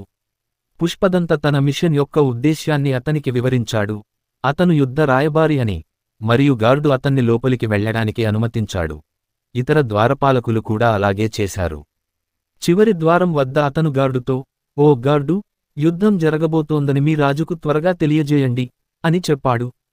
కాపలాదారు అలా చేసి శంఖుడుని అనుమతి పొంది దూతను లోపలికి రప్పించాడు. అక్కడ గంధర్వుడు చక్కటి ఆకృతిగల అందమైన రాక్షసుడిని రాజసభ మధ్యలో బంగారు సింహాసనంపై కూర్చోబెట్టాడు. ఒక పరిచారకుడు రాజు తలపై ఆభరణాల గొడుగు పట్టుకుని ఉండగా, ఇతర పరిచారకులు తెల్లటి చామరలతో, కొరడాలతో అతనిని అభిమానిస్తున్నారు. లెక్కలేనన్ని రాక్షసులు అతనిని చుట్టుముట్టారు మరియు సాయుధ కాపలాదారులు అక్కడ మరియు ఇక్కడ నడిచారు. శంఖుడు సుందరంగా స్వర్గవస్త్రాలు ధరించి, పూలమాలలతో కప్పబడి, సువాసనతో అభిషేకించబడ్డాడు. ఇదంతా చూసిన పుష్పదంతుడు పిడుగుపడి శంఖుడుతో ఇలా అన్నాడు: "ఓ రాజా, నేను శివుని దూతను, నా పేరు పుష్పదంత. ఈ క్రింది విధంగా చెప్పమని నా ప్రభువు నన్ను ఆజ్ఞాపించాడు. దేవతలు హరిని రక్షించమని కోరారు. కాబట్టి మీరు వారికి వారి రాజ్యాలు మరియు హక్కులను పునరుద్ధరించారు. భగవంతుడు తన స్వంత త్రిశూలాన్ని శివునికి ఇచ్చాడు మరియు అవసరమైతే మీపై యుద్ధం చేయమని కోరాడు. ప్రస్తుతం శివుడు అంజూరపు చెట్టు క్రింద నివసిస్తున్నాడు. పుష్పభద్రా నది దేవతలకు వారి ఆస్తిని తిరిగి ఇవ్వాలి లేదా మీరు శివునితో యుద్ధానికి సిద్ధంగా ఉండాలి." రాక్షసుడు పెద్దగా నవ్వుతూ, "నువ్వు వెళ్ళిపోవడం మంచిది. నేను ఉదయాన్నే అతని దగ్గరకు వెళ్తాను" అన్నాడు. దూత తిరిగి శివుని వద్దకు వచ్చి రాక్షసుడి సందేశాన్ని తెలియజేశాడు. ఈలోగా శివుని ముందు క్రింది వ్యక్తులు కనిపించారు: కార్తీక, నంది, మహాకాళ, బాణ, మణిభద్ర, 8 భైరవులు, 11 మంది రుద్రులు, 8 వసువులు, 12 మంది ఆదిత్యులు, ఇంద్రుడు, అగ్ని, చంద్రుడు, విశ్వకర్మ, 2 అశ్విని కుమారులు, కుబేర, యమ, జయంత, నల కువర, వాయు, వరుణ, బుధ, మంగళ, ధర్మ, శని, కామ, ఉగ్ర, చంద, కొట్టారి, 100 ఆయుధాలు కలిగిన భద్రకాళి, అలాగే అనేక ఇతర వ్యక్తులు. అద్భుతమైన రథంపై భద్రకాళి ఆసీనులైంది. ఆమె సామాగ్రి, దుస్తులు, దండ మరియు చెప్పుల పేస్ట్ ఎరుపు రంగులో ఉన్నాయి. తన భక్తులను ధైర్యంతో ప్రేరేపించి, శత్రువులకు భయాన్ని కలిగించి, ఆమె నృత్యం చేయడం, నవ్వడం మరియు పాడటం ప్రారంభించింది. ఆమె రోలింగ్ నాలుక మరియు ఆమె చేతిలో పట్టుకున్న పుర్రె ఒక్కొక్కటి 8 మైళ్ల చుట్టుకొలతతో ఉన్నాయి. ఆమె త్రిశూలం, ఇనుప ఈటె, శంఖాలు, చక్రం, గద, కమలం, విల్లు, బాణాలు, డంబెల్స్, స్కిమిటార్, ఉరుము, విష్ణువు మరియు వరుణ ఆయుధాలు, పాము, అగ్ని, నారాయణ, బ్రహ్మ, గంధర్వ ఆయుధాలు ధరించింది. గరుడ, పాశుపత, ఒక రోకలి, డాలు, సిబ్బంది, అలాగే ఇతర ఎదురులేని ఆయుధాలు. ఈ భయంకరమైన దేవతతో పాటు లక్షలాది మంది భక్తులు యోగినులు మరియు డాకినీలు ఉన్నారు. అలాగే భూతాలు, ప్రేతాలు, పిశాచాలు, కుస్మాండాలు, బ్రహ్మరాక్షసులు మరియు రాక్షసులు, అలాగే యక్షులు మరియు కిన్నరాలు అని పిలువబడే లెక్కలేనన్ని దెయ్యాలు, గోబ్లిన్లు మరియు రాక్షసులు ఉన్నారు. అప్పుడు కార్తికేయ వచ్చి తన తండ్రి శివునికి నమస్కరించాడు. అతను తన ఎడమవైపున కూర్చుని తనకు సహాయం చేయమని కోరాడు. సైన్యం యుద్ధ శ్రేణిలో అక్కడే ఉండిపోయింది. చాప్టర్ 8. శంఖుడు తులసిని ఓదార్చాడు. రాజభవనంలో పరాక్రమశాలి అయిన శంఖుడు స్త్రీల నివాసానికి వెళ్లి తులసికి రాబోయే యుద్ధం గురించి తెలియజేశాడు. అది విని ఆమె అంగిలి, పెదవులు, గొంతు ఎండిపోయాయి. దుఃఖంతో నిండిన హృదయంతో ఆమె అతనితో ఇలా చెప్పింది: ఓ నా ప్రభూ, నా మిత్రమా, నా యజమాని, ఒక్క క్షణం ఉండి నా హృదయంలో కూర్చోండి. నన్ను ఒక్క క్షణం జీవంతో నింపండి. దయచేసి నా మానవ కోరికను తీర్చండి. నన్ను చూడనివ్వండి. నా కళ్ళు పూర్తిగా తృప్తి చెందుతాయి, ఎందుకంటే రాత్రి చివరిలో నాకు చాలా చెడ్డ కల వచ్చింది. రాజు తన భోజనం ముగించి తులసితో సత్యమైన మరియు ప్రయోజనకరమైన మాటలతో ఇలా అన్నాడు: ఓ నా రాణి, ఒక వ్యక్తిగత కర్మల ఫలితాలను పొందే సమయం వచ్చినప్పుడు ఒక వ్యక్తి మంచి మరియు చెడు, సుఖం మరియు బాధలు, భయం మరియు దుఃఖాన్ని అనుభవిస్తాడు. కాలక్రమేణా వృక్షాలు పెరుగుతాయి, పువ్వులు వికసిస్తాయి మరియు ఫలాలు కాస్తాయి. కాలక్రమేణా మానవులు అభివృద్ధి చెందుతారు మరియు నాశనం చేస్తారు. సృష్టి, సంరక్షణ మరియు విధ్వంసం యొక్క నియమం కాబట్టి మీరు ఎల్లప్పుడూ కృష్ణుడిని ఆరాధించాలి. అతను బ్రహ్మ, విష్ణువు మరియు శివుడు అయినందున అతనికి ప్రారంభం లేదా ముగింపు లేదు. భౌతిక స్వభావంపై ఆధారపడిన శ్రీకృష్ణుడు తన స్వభావాన్ని తన సజీవ మరియు నిర్జీవ వస్తువులతో వ్యక్తపరిచాడు. కాలక్రమేణా అవి పెరుగుతాయి మరియు కుళ్ళిపోతాయి. కాబట్టి మీరు రాధ యొక్క భార్య, భగవంతుడు శ్రీకృష్ణుడిని ఆరాధించడం మంచిది. అతను భౌతిక ప్రకృతి యొక్క 3 రీతుల నుండి భిన్నంగా ఉన్నాడు. అతను అందరిలో పరమాత్మ మరియు అందరికీ ప్రభువు. కృష్ణుడిని ఆశ్రయించండి, ఎందుకంటే అతని ఆజ్ఞ ప్రకారం గాలి వేగంగా వీస్తుంది. సూర్యుడు వేడిని ప్రసరిస్తాడు. ఇంద్రుడు వర్షాన్ని కురిపించాడు. మరణం మానవులను సందర్శిస్తుంది. అగ్ని మండుతుంది మరియు చంద్రుడు ఆకాశంలో ప్రయాణిస్తాడు. మరణము, కాలము, సృష్టికర్త యొక్క సృష్టికర్త, రక్షకుని రక్షకుడు మరియు విధ్వంసకుడిని నాశనం చేసే పరమకృష్ణుడిని వెతకండి. ఆయనను ఆశ్రయించండి. నా ప్రియతమా, ఎవరూ ఎవరికీ స్నేహితుడు కాదు, కాని భగవంతుడు హరి, కృష్ణుడు అందరికీ స్నేహితుడు. కావున ఆయనను ప్రార్థించి సేవించండి. నా ప్రేమ, నేను ఎవరు మరియు మీరు ఎవరు? మా కర్మ ద్వారా ప్రొవిడెన్స్ మమ్మల్ని కలిపారు. ప్రొవిడెన్స్ కూడా మనల్ని విడదీస్తుంది. ఆపద వచ్చినప్పుడు మూర్ఖులు మాత్రమే కలవరపడతారు. జ్ఞానులు ఎప్పుడూ అలా కదలరు. చక్రాల వలె ఆనందం మరియు బాధ ఎల్లప్పుడూ బదరీకాశ్రమంలో నీవు తపస్సు చేసి నారాయణుని పొందుతావు. నేను నా రాక్షస దేహాన్ని విడిచిపెట్టినప్పుడు నేను కూడా రాధశాపం ద్వారా ఒకరినొకరు చూస్తాము. కాబట్టి నేను గోలోకానికి తిరిగి వస్తాను. నా ప్రియతమా, నువ్వు కూడా నీ మానవ రూపాన్ని విడిచిపెట్టి భగవంతుడు హరి వద్దకు వెళ్తావు. నా గురించి చింతించకు. ఆ విధంగా తులసిని ఓదార్చారు. శంఖుడు వజ్రదీపాలతో వెలిగే రత్నాల గుడిలో తులసితో రాత్రి గడిపాడు. వారు చక్కగా అలంకరించబడిన మంచంపై విశ్రమించారు. అది పూలతో కప్పబడి గంధంతో అభిషేకం చేయబడింది. అప్పుడు తిండి తినకుండా సన్నగా కనిపించిన తులసి దుఃఖంతో విలపించడం ప్రారంభించింది. జీవిత సత్యం తెలిసిన రాజు ఆమెను తన ఛాతీకి పట్టుకుని మళ్లీ రకరకాలుగా బుజ్జగించాడు. అన్ని దుఃఖాలు మరియు భ్రమలను నాశనం చేయగలిగిన భగవంతుడు కృష్ణుడి నుండి బండిరా అరణ్యంలో అతను పొందిన ఆధ్యాత్మిక సూచనలను అతను ఇప్పుడు జాగ్రత్తగా తులసికి తెలియజేశాడు. వాటిని స్వీకరించిన తర్వాత ఆమె ఆనందానికి అవధులు లేవు, ఎందుకంటే ఈ ప్రపంచంలోని ప్రతిదీ తాత్కాలికమని ఆమె గ్రహించింది. ఆమె మరియు ఆమె భర్త ఆ తర్వాత మిగిలిన రాత్రంతా ప్రేమ మార్పిడిలో గడిపారు. అధ్యాయం 9. శంఖుడు యుద్ధానికి సిద్ధమయ్యాడు. బ్రహ్మ ముహూర్తంలో సూర్యోదయానికి 48 నిమిషాల ముందు శంఖుడు తన పుష్పాలతో నిండిన మంచం నుండి లేచాడు.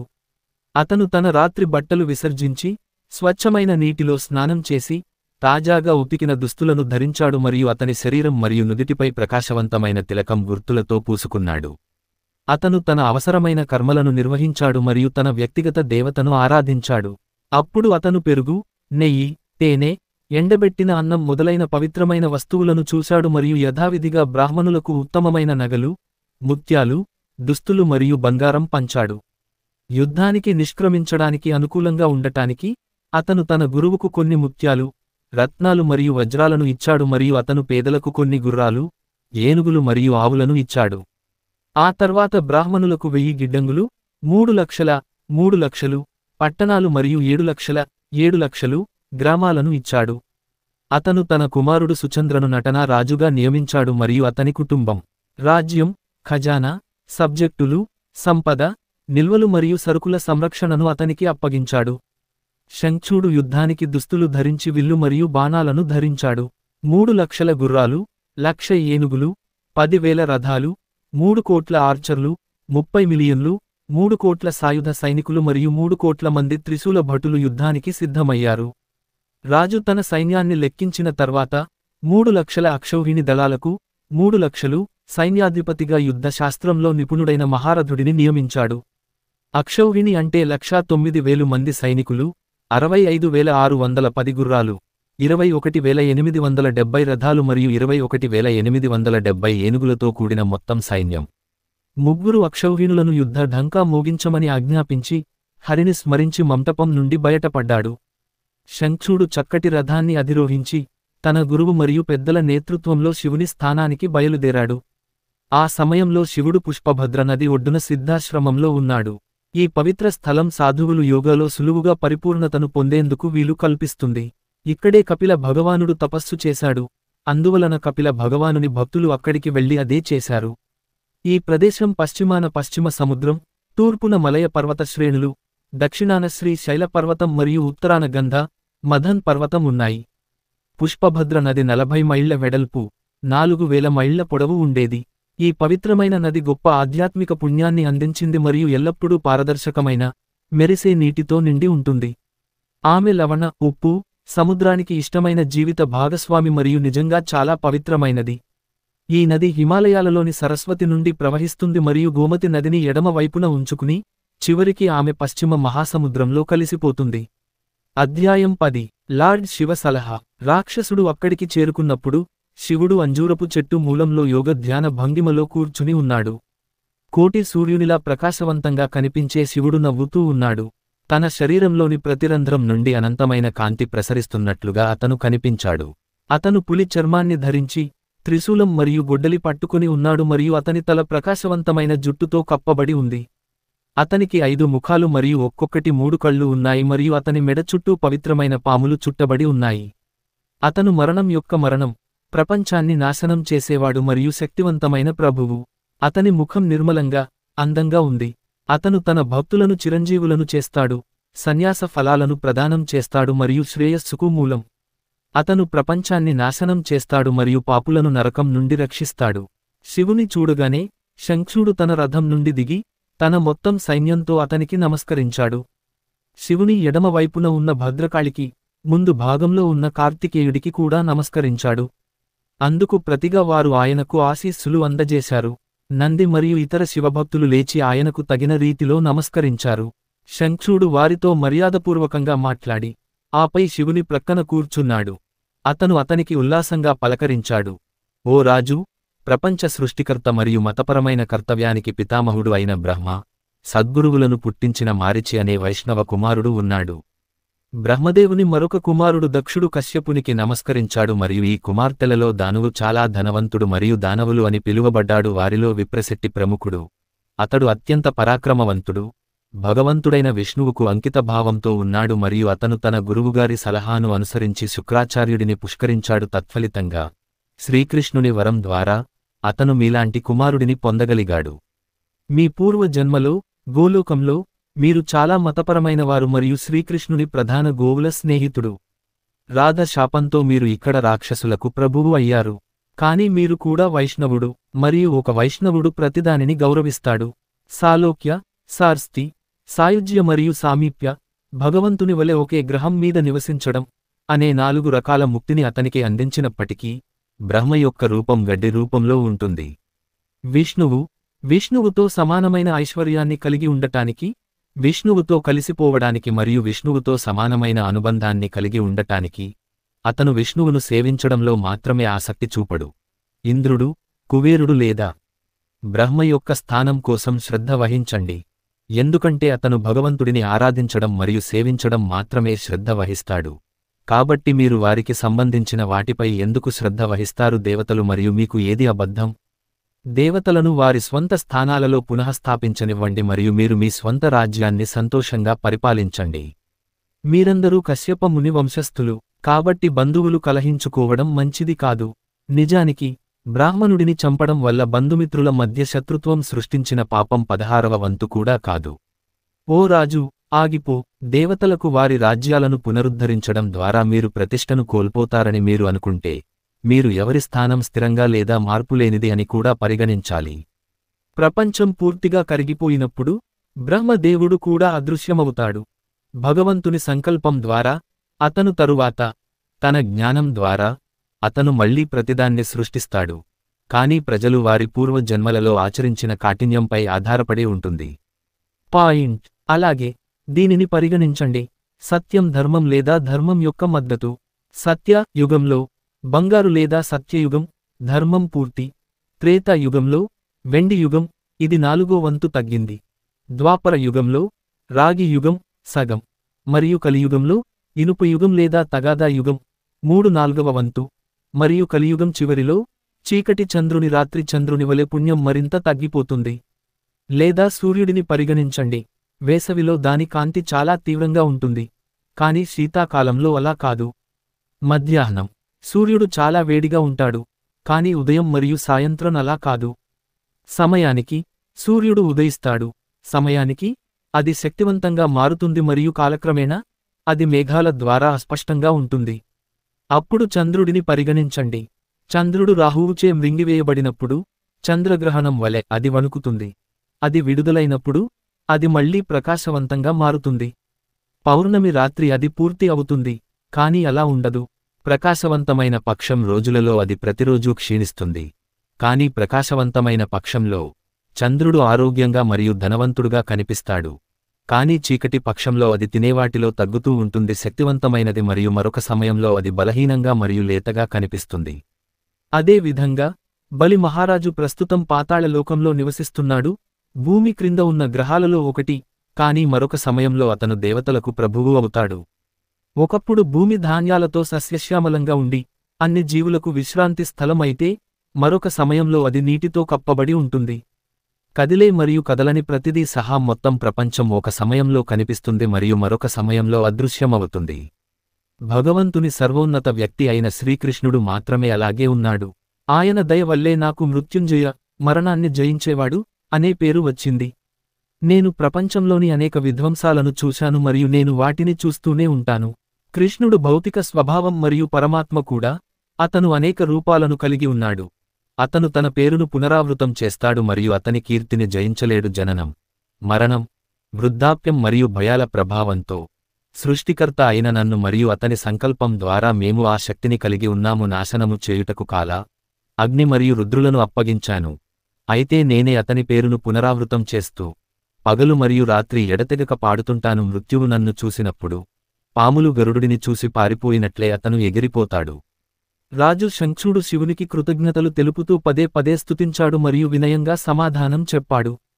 నువ్వు చెప్పింది చాలా నిజం. అయితే కొన్ని మాటలు చెప్పడానికి నన్ను అనుమతించండి. దయతో వినండి. బంధువులతో గొడవ పడటం మహాపాపమని ఇప్పుడే చెప్పావు. అలాంటప్పుడు భగవంతుడు దేవతల తరపున ఎందుకు బలి మహారాజు యొక్క ఆస్తులన్నింటినీ తీసివేసి అతనిని పాతాళానికి పంపండి? మరియు అదే కారణంతో భగవంతుడు హిరణ్యకశిపు, శుంభ మరియు ఇతర దానవులను, రాక్షసులను ఎందుకు చంపాడు? దాని నుండి అమృతాన్ని పొందడం కోసం భగవంతుడు దేవతలకు ఎందుకు అమృతాన్ని ఇచ్చాడు? ఈ విశ్వం శ్రీకృష్ణుడి యొక్క క్రీడా మైదానం మరియు అతను దేవతలకు మరియు దేవతలకు మధ్య తగాదాలను పొందుతాడు. దెయ్యాలు ప్రతి పక్షానికి ప్రత్యామ్నాయంగా వస్తాయి. కాబట్టి మీరు మా గొడవలో జోక్యం చేసుకోవడం సరికాదు మరియు నా బంధువు. మీకు దేవతలు మరియు రాక్షసులు సమానం. కాబట్టి మీరు మా ప్రత్యర్థిగా మారడం మరియు దేవతలకు అనుకూలంగా ఉండటం ఖచ్చితంగా అవమానకరం. మీరు ఈ యుద్ధంలో గెలిస్తే మీరు పొందే కీర్తి మరియు కీర్తి మేము గెలిచినంత గొప్పది కాదు. మరియు మేము మిమ్మల్ని ఓడిస్తే మీరు సంపాదించే అవమానం మరియు అపఖ్యాతి మేము ఓడిపోతే మేము పొందే దానికంటే చాలా గొప్పది. మేము చిన్నవాళ్లం మరియు మీరు గొప్పవారు. శివుడు చిరునవ్వుతో మెల్లగా ఇలా అన్నాడు, ఓ రాజా, నువ్వు బ్రాహ్మణ కుటుంబం నుండి వచ్చావు. కాబట్టి నేను మీ చేతిలో ఓడిపోతే నేను ఎలా అవమానం పొందుతాను? పూర్వం మధు మరియు కైటభంతో పాటు హిరణ్యకశిపు మరియు హిరణ్యాక్షులతో కూడా యుద్ధం చేశాడు.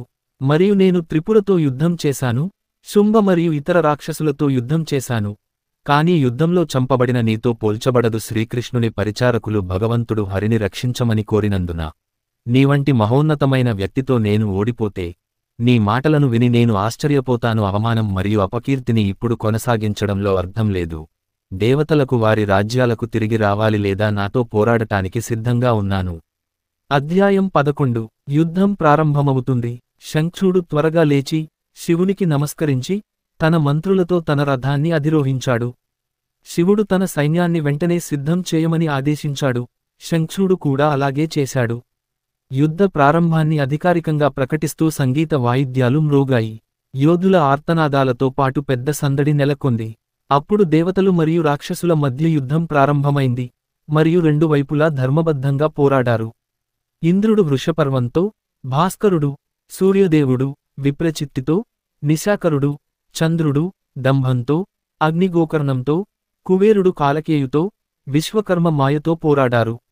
మృత్యువు, మృత్యుదేవుడు, భయంకరతో, యమశంబరాతో, వాయువుతో, వికాంకతో వౌర్ణతో, బుధుడు ధృతపృష్ఠునితో, శని రక్తాక్షతో, జయంతుడు రత్నసారునితో, వసువులు వర్చస్సులతో, ఇద్దరు అశ్వినీ కుమారులు ఇద్దరు దీప్తిమానులతో యుద్ధం చేశారు. ధూమముతో నలుకువారము, దురంధరతో ధర్మము, మంగళ గణకాక్షతో, వైశ్వానంతో శోభాకరతో, మమ్మతతో పిపితతో, 12 మంది సూర్య దేవతలు గోకముఖ, కర్ణ, కహద్గ, ధూమ్ర, సంహాల, విశ్వ మరియు పలాసలతో పోరాడారు. 11 మంది రుద్రులు 11 మంది భయంకరమైన మరియు శక్తివంతమైన అసురులతో పోరాడారు. మహామణి ఉగ్రచండుడు మరియు ఇతరులతో పోరాడారు. మరియు నందీశ్వరుడు మరియు మిగిలిన వారు అగ్రగామి రాక్షసులతో పోరాడారు. పరమశివుడు, కాళీ దేవత మరియు వారి కుమారుడు కార్తికేయ పవిత్ర అంజూరపు చెట్టు మూలంలో విడిది చేశారు. శంఖూడ రాజు, రత్నాలతో అలంకరించబడి, లక్షలాది రాక్షసులచే చుట్టుముట్టబడి, అందమైన రత్నాల సింహాసనంపై కూర్చున్నాడు. అప్పుడు పెద్ద యుద్ధం జరిగింది. అనేక ఆధ్యాత్మిక మరియు అతీంద్రియ ఆయుధాలు విసిరివేయబడ్డాయి మరియు అనేక దేవతలు మరియు రాక్షసులు చంపబడ్డారు. దండాలు, పొడవాటి మరియు పొట్టి కత్తులు, పట్టీలు, భూసుండిలు, ముద్రలు, వివిధ రకాల ఇనుప గద్దలు, ఈటెలు, గొడ్డళ్ళు మరియు ఇతర ఆయుధాలు సైనికుల చేతుల్లో మెరుస్తున్నాయి. ఈ ఆయుధాలతో పోరాడుతూ, ఉల్లాసంగా ఉన్న యోధులు గర్జిస్తూ ఒకరి తలలు ఒకరు నరికివేశారు. ఏనుగులు, గుర్రాలు, రథాలు మరియు కాలినడక సైనికులు, వాటి డ్రైవర్లు మరియు ప్రయాణీకులు కొట్టబడ్డారు మరియు నలిగిపోయారు. చేతులు, తొడలు, చేతులు, తుంటి, చెవులు మరియు పాదాలు నరికివేయబడ్డాయి. జెండాలు, బాణాలు, కత్తులు, మెయిల్ యొక్క కోట్లు మరియు అందమైన ఆభరణాలు విడిపోయాయి. పోరు నుండి, చెవిపోగులతో మెరుస్తున్న తలలు అలాగే తొడల వంటి ఏనుగు భూమి చుట్టూ వ్యాపించింది.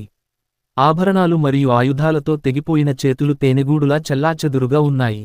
యుద్ధభూమిలో పరుగెత్తే యోధులు తలలేని అనేక శరీరాలను దూకి, ఇంకా తమ ఆయుధాలను పట్టుకుని ఉన్నారు. యోధులు ఒకరిపై ఒకరు చాలా బాణాలు ప్రయోగించుకున్నారు. సూర్యుడు అస్పష్టంగా ఉన్నాడు మరియు వర్షాకాలం వచ్చినట్లు కనిపించింది.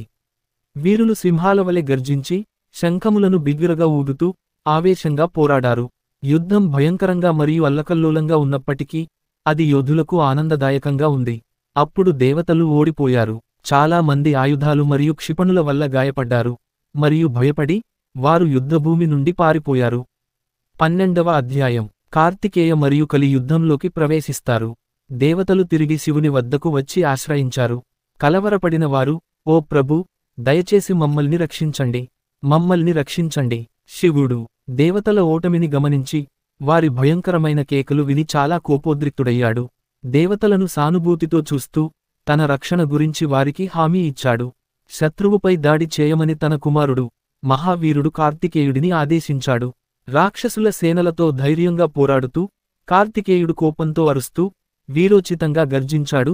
యుద్ధంలో 100 మంది అక్షౌహిణులను చంపాడు.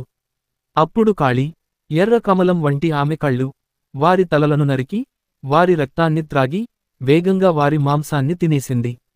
ఆమె దేవతలను మరియు రాక్షసులను భయపెట్టి అనేక విధాలుగా పోరాడింది. ఎక్కడికెళ్లినా దానవుల రక్తం తాగింది. ఆమె ఒక చేత్తో 10 లక్షల ఏనుగులను, 10 లక్షల మంది మనుషులను పట్టుకుని సరదాగా తన నోటిలోకి తోసింది. తలలు లేని వేలాది శరీరాలు యుద్ధభూమిలో నాట్యం చేస్తున్నట్టు కనిపించాయి. విపరీతమైన కోలాహలం చూసి పిరికి వాళ్లంతా భయభ్రాంతులకు గురయ్యారు. కార్తికేయ మళ్లీ రెచ్చిపోయాడు. లెక్కలేనన్ని బాణాల వర్షం కురిపిస్తూ, అతను కొన్ని సెకన్లలో వేలాది మంది రాక్షస నాయకులను కొట్టాడు. భయభ్రాంతులకు గురైన దానవులు చాలా మంది పారిపోయారు. కాని అక్కడ ఉన్నవారు చంపబడ్డారు. వృషపర్వుడు, విప్రచిత్తి, దండ మరియు వికంపన అనే రాక్షసులు కార్తికేయునితో మలుపులు తిరిగి పోరాడారు మరియు వారందరూ అతని ఈటెతో గాయపడ్డారు. కలి కార్తికేయుడికి సహాయం చేసింది, మరియు వారు కలిసి యుద్ధంలో గెలిచారు.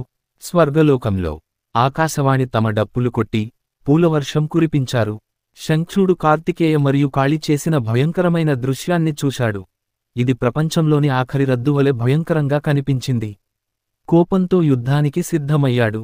చాలా మంది హీరోలతో కలిసి అతను ఆయుధాలు మరియు క్షిపణులతో కూడిన తన వజ్రాలు పొదిగిన విమానంలోకి ఎక్కాడు. ఇది అతని మనుష్యులను ఉత్తేజపరిచింది మరియు ప్రోత్సహించింది. ముఖ్యంగా శంఖుడు విమానం మధ్యలో కూర్చొని తన విల్లును అతని చెవికి లాగి బాణాలను విసిరాడు. షాఫ్ట్లు భయంకరంగా ఉన్నాయి మరియు భరించలేకపోయాయి. వారు వర్షపు జల్లును పోలి ఉన్నారు మరియు యుద్ధభూమిని తీవ్రమైన చీకటితో కప్పారు. అప్పుడప్పుడు మంటల మెరుపులతో మాత్రమే ఉపశమనం పొందారు. దీనితో నందీశ్వరుడు మరియు ఇతర దేవతలు పారిపోయారు. అయితే కార్తికేయుడు అక్కడే ఉన్నాడు. అప్పుడు దానవరాజు పర్వతాలు, సర్పాలు, కొండచిలువలు మరియు చెట్లను ఎదిరించలేని విధంగా భయంకరంగా కురిపించాడు. ఆ విధంగా కార్తికేయుడు దట్టమైన మంచుతో కప్పబడిన సూర్యునిలా కనిపించాడు. శంఖుడు కార్తికేయుని కారును విరిచి అతని విల్లు, రథం మరియు గుర్రాలను ముక్కలుగా చేసి అతని నెమలి వాహక నౌకను పగలగొట్టాడు. అప్పుడు అతను కార్తికేయ ఛాతీపై తన ప్రకాశించే ఈటెను విసిరాడు మరియు ఆ దెబ్బ యొక్క శక్తి అతను స్పృహతప్పి పడిపోయాడు. త్వరత్వరగా స్పృహలోకి వచ్చిన కార్తికేయ తన దృఢమైన నలుసుతో కూడిన రథాన్ని ఎక్కి తన ఆయుధాలను, క్షిపణులను తీసుకుని అద్భుతంగా పోరాడాడు. తన మార్మిక ఆయుధాలను ఉపయోగించి అతను తనపైకి విసిరిన ఆయుధాలను అంటే సర్పాలు, పర్వతాలు, చెట్లు మరియు రాళ్లను చీల్చాడు. అప్పుడు అతను తన జలాయుధంతో అగ్నిని ఆర్పి రాక్షసుడి ధనుస్సు మరియు రథాన్ని విభజించి అతని సారథిని చంపాడు. వీరుడిగా గర్జిస్తూ పదే పదే అరుస్తూ శంఖుడుని కవచాన్ని, కిరీటాన్ని చీల్చి ఆ రాక్షసుని వక్షస్థలంపై తన జ్వలించే ఈటెను విసిరాడు. శంఖుడు స్పృహ తప్పి పడిపోయాడు. కాని ఒక సెకనులో ఆ శక్తిమంతుడైన అసురుడు స్పృహలోకి వచ్చాడు మరియు సింహం బలంతో లేచి గర్జించాడు. రాక్షసుడు మరో విల్లును, మరిన్ని బాణాలను పట్టుకుని మరో రథాన్ని ఎక్కాడు. ఆధ్యాత్మిక శక్తులను ఉపయోగించడంలో అగ్రగామిగా ఆ రాక్షసుడు కార్తికేయుడిపై విపరీతమైన బాణాలను కురిపించాడు. అది అతనిని పూర్తిగా చుట్టుముట్టింది. అప్పుడు రాక్షసుడు విష్ణువు యొక్క శక్తితో నిండిన అజేయమైన ఇనుప ఈటెను పట్టుకున్నాడు. అది 100 సూర్యుల వలె ప్రకాశవంతంగా ఉంది మరియు ప్రపంచం చివరలో సంభవించే విస్తారమైన అగ్నిలా ఉంది. శంఖుడు దానిని కార్తికేయునిపైకి విసిరాడు మరియు అది ఒక భారీ అగ్నిగోళం యొక్క తాకిడికి అతనిని స్పృహ కోల్పోయేలా చేసింది. కాళి వెంటనే అతని వద్దకు వెళ్లి తన కుమారుడిని తన వక్షస్థలానికి ఎత్తి శివుని వద్దకు తీసుకువెళ్ళింది. అతని లోతైన జ్ఞానం ద్వారా శివుడు కార్తికేయుడిని పునరుద్ధరించాడు మరియు అతనికి తరగని శక్తిని ప్రసాదించాడు. అప్పుడు అతను శక్తితో పూర్తిగా లేచాడు కాని శివునిచే కాపలాగా ఉన్నాడు. కాళి, నందీశ్వరుడు, గంధర్వులు, యక్షులు, రాక్షసులు మరియు కిన్నరులను అనుసరించి యుద్ధభూమికి తిరిగి వచ్చారు. వందల కొద్దీ వార్ డ్రమ్ములు కొట్టబడ్డాయి మరియు వందలాది మంది వ్యక్తులు వైన్ తీసుకువెళ్లారు. కాళి సింహరాశిలా గర్జించడం ప్రారంభించినప్పుడు రాక్షసులు మూర్ఛపోయారు. ఇది చూసి ఆమె పదే పదే నవ్వులలో పగిలింది. అసురులకు అనారోగ్యం కలిగించింది. అప్పుడు కాళి ద్రాక్షారసం సేవించి యుద్ధభూమిలో నాట్యం చేసింది. యోగినులు, డాకినీలు మరియు దేవతలు కూడా త్రాగి గర్జిస్తూ ఆనందించారు. కలిని చూసిన శంఖుడు వెంటనే రంగంలోకి దిగాడు. అతని మనుషులు ఆమెను చూసి భయపడినప్పటికీ అతను తన రక్షణ గురించి వారికి హామీ ఇచ్చాడు. కాళి అప్పుడు అగ్ని ఆయుధాన్ని విసిరాడు మరియు అది ప్రపంచమంతం కాబోతున్నప్పుడు వ్యక్తమయ్యే అగ్నిలాగా మైదానంలో కాల్చింది. యొక్క చివరి విధ్వంసం. కాని రాజు దానిపై నీటి ఆయుధాన్ని కాల్చి త్వరగా చల్లారు. కలి అతనిపై వరుణ ఆయుధాన్ని విసిరాడు, కాని అతను దానిని గంధర్వ ఆయుధంతో అడ్డుకున్నాడు. కాళి మహేశ్వరాయుధాన్ని విసిరాడు, కాని అతను దానిని తన వైష్ణవ ఆయుధంతో నాశనం చేశాడు. తరువాత కొన్ని మంత్రాలు ఉచ్చరించిన తరువాత కాళీ నారాయణ ఆయుధాన్ని ప్రయోగించాడు. అది అతని వద్దకు రావడం చూసి రాజు తన రథం నుండి దూకి దానికి నమస్కరించాడు. ఆయుధం అంతిమ విధ్వంసం యొక్క అగ్నిలా పైకి జూమ్ చేసింది. భక్తితో నిండిన ఆ రాక్షసుడు నేలమీద సాష్టాంగపడ్డాడు. దేవత ఒక మంత్రాన్ని పఠించి అతనిపై బ్రహ్మాస్త్రాన్ని విసిరాడు, కాని అతను దానిని తన స్వంత బ్రహ్మాస్త్రంతో అడ్డుకున్నాడు. అప్పుడు ఆమె అతనిపై 8 మైళ్ల పొడవున్న ఆయుధాన్ని విసిరింది. అయితే శంఖుడు దానిని తన ఖగోళ ఆయుధంతో ముక్కలు చేశాడు. కోపంతో రాక్షసుడు దేవతపై ఖగోళ క్షిపణులను ప్రయోగించాడు, కాని ఆమె కేవలం నోరు తెరిచి వాటిని మింగి బిగ్గరగా నవ్వుతూ గర్జించింది. ఇది రాక్షసులను భయపెట్టింది. శంఖుడు అప్పుడు 800 మైళ్ల పొడవున్న ఆయుధాన్ని ఆమెపై విసిరాడు, కాని ఆమె దానిని ఖగోళ క్షిపణులతో 100 ముక్కలుగా చేసింది. అతను వైష్ణవ క్షిపణిని దేవతపైకి విసిరాడు, కాని ఆమె దానిని మహేశ్వర క్షిపణితో అడ్డుకుంది. చాలాసేపు పోరాటం కొనసాగింది. దేవతలు మరియు రాక్షసులు అందరూ దానిని చూస్తూ నిలబడ్డారు. కాళికి ఇప్పుడు కోపం వచ్చింది. ఆమె పాశుపత ఆయుధాన్ని విసరడానికి సిద్ధంగా ఉండగానే ఆకాశం నుండి ఒక స్వర్గపు స్వరం ఇలా అరిచింది, ఓ దేవి! ఈ క్షిపణిని శంఖుడుపై విసిరివేయవద్దు. భగవంతుడు హరి యొక్క రక్ష అతని మెడలో ఉన్నంత వరకు మరియు అతని భార్య యొక్క పవిత్రతకు భంగం కలగదు. రాజును చంపలేడు. ఎప్పటికీ విఫలం కాని పాశుపత ఆయుధం ద్వారా కూడా అతనికి ఈ వరం ఇచ్చాడు. కాళీ స్వరాన్ని విని ఆయుధం విసరడం మానేసింది. కాని ఆకలితో ఆమె లక్షలాది రాక్షసులను మింగేసింది. ఆమె శంఖుడను మృంగివేయడానికి తొందరపడింది కాని అతను తన పదునైన ఖగోళ ఆయుధాలతో ఆమెను ప్రతిఘటించాడు. ఆమె తర్వాత మధ్యాహ్న సూర్యునిలా మెరుస్తున్న అతనిపై ఒక స్కిమిటార్ని గురిపెట్టింది. కాని రాజు దానిని ముక్కలుగా నరికాడు. అందుకే అతన్ని మింగడానికి ఆమె అతని వెంట పరుగెత్తింది. కాని నైపుణ్యంగల రాక్షసుడు తన శరీరాన్ని విస్తరించడం ద్వారా ఆమెను నిరోధించాడు. చాలా కోపంతో భయంకరమైన దేవత అతని రథాన్ని పగులగొట్టింది. అతని రథసారథిని చంపింది మరియు అతనిపై ఒక భయంకరమైన ఈటె విసిరింది. ఇది ప్రపంచమంతం కాబోతున్నప్పుడు సంభవించే అద్భుతమైన అగ్నిలా కనిపిస్తుంది. కాని రాజు దానిని తన ఎడమ చేత్తో పట్టుకున్నాడు. అప్పుడు దేవత కోపంతో అతనిని తన పిడికిలితో కొట్టి రాక్షసుడికి నొప్పి కలిగించి ఒక్క క్షణం స్పృహ తప్పి పడిపోయింది. స్పృహలోకి వచ్చిన అతను లేచాడు. కాని అతను కాళీతో చేయి యుద్ధంలో పాల్గొనలేదు. బదులుగా అతను ఆమెకు నమస్కరించాడు. దేవత శంఖుడుపై ఇతర ఆయుధాలను విసిరాడు. కాని అతను వాటిని కొంతవరకు నరికి పాక్షికంగా వాటిని తీసుకుని వాటిని గ్రహించి వాటిని వ్యర్థం చేశాడు. ఆమెను తన తల్లిగా భావించి ఆమెపై ఎలాంటి ఆయుధాలు ప్రయోగించలేదు. అప్పుడు కాళీ అతనిని పట్టుకుని పదే పదే తిప్పి కోపంతో ఆకాశంలోకి విసిరాడు. రాక్షసుడు విపరీతమైన క్రాష్తో దిగివచ్చాడు. కాని అతను వెంటనే లేచి దేవతకు నమస్కరించాడు. తరువాత అతను ఆనందంగా మరొక అద్భుతమైన ఆభరణాల రథంపైకి ఎక్కాడు మరియు యుద్ధంలో ఎలాంటి అలసట లేకుండా పోరాటాన్ని కొనసాగించాడు.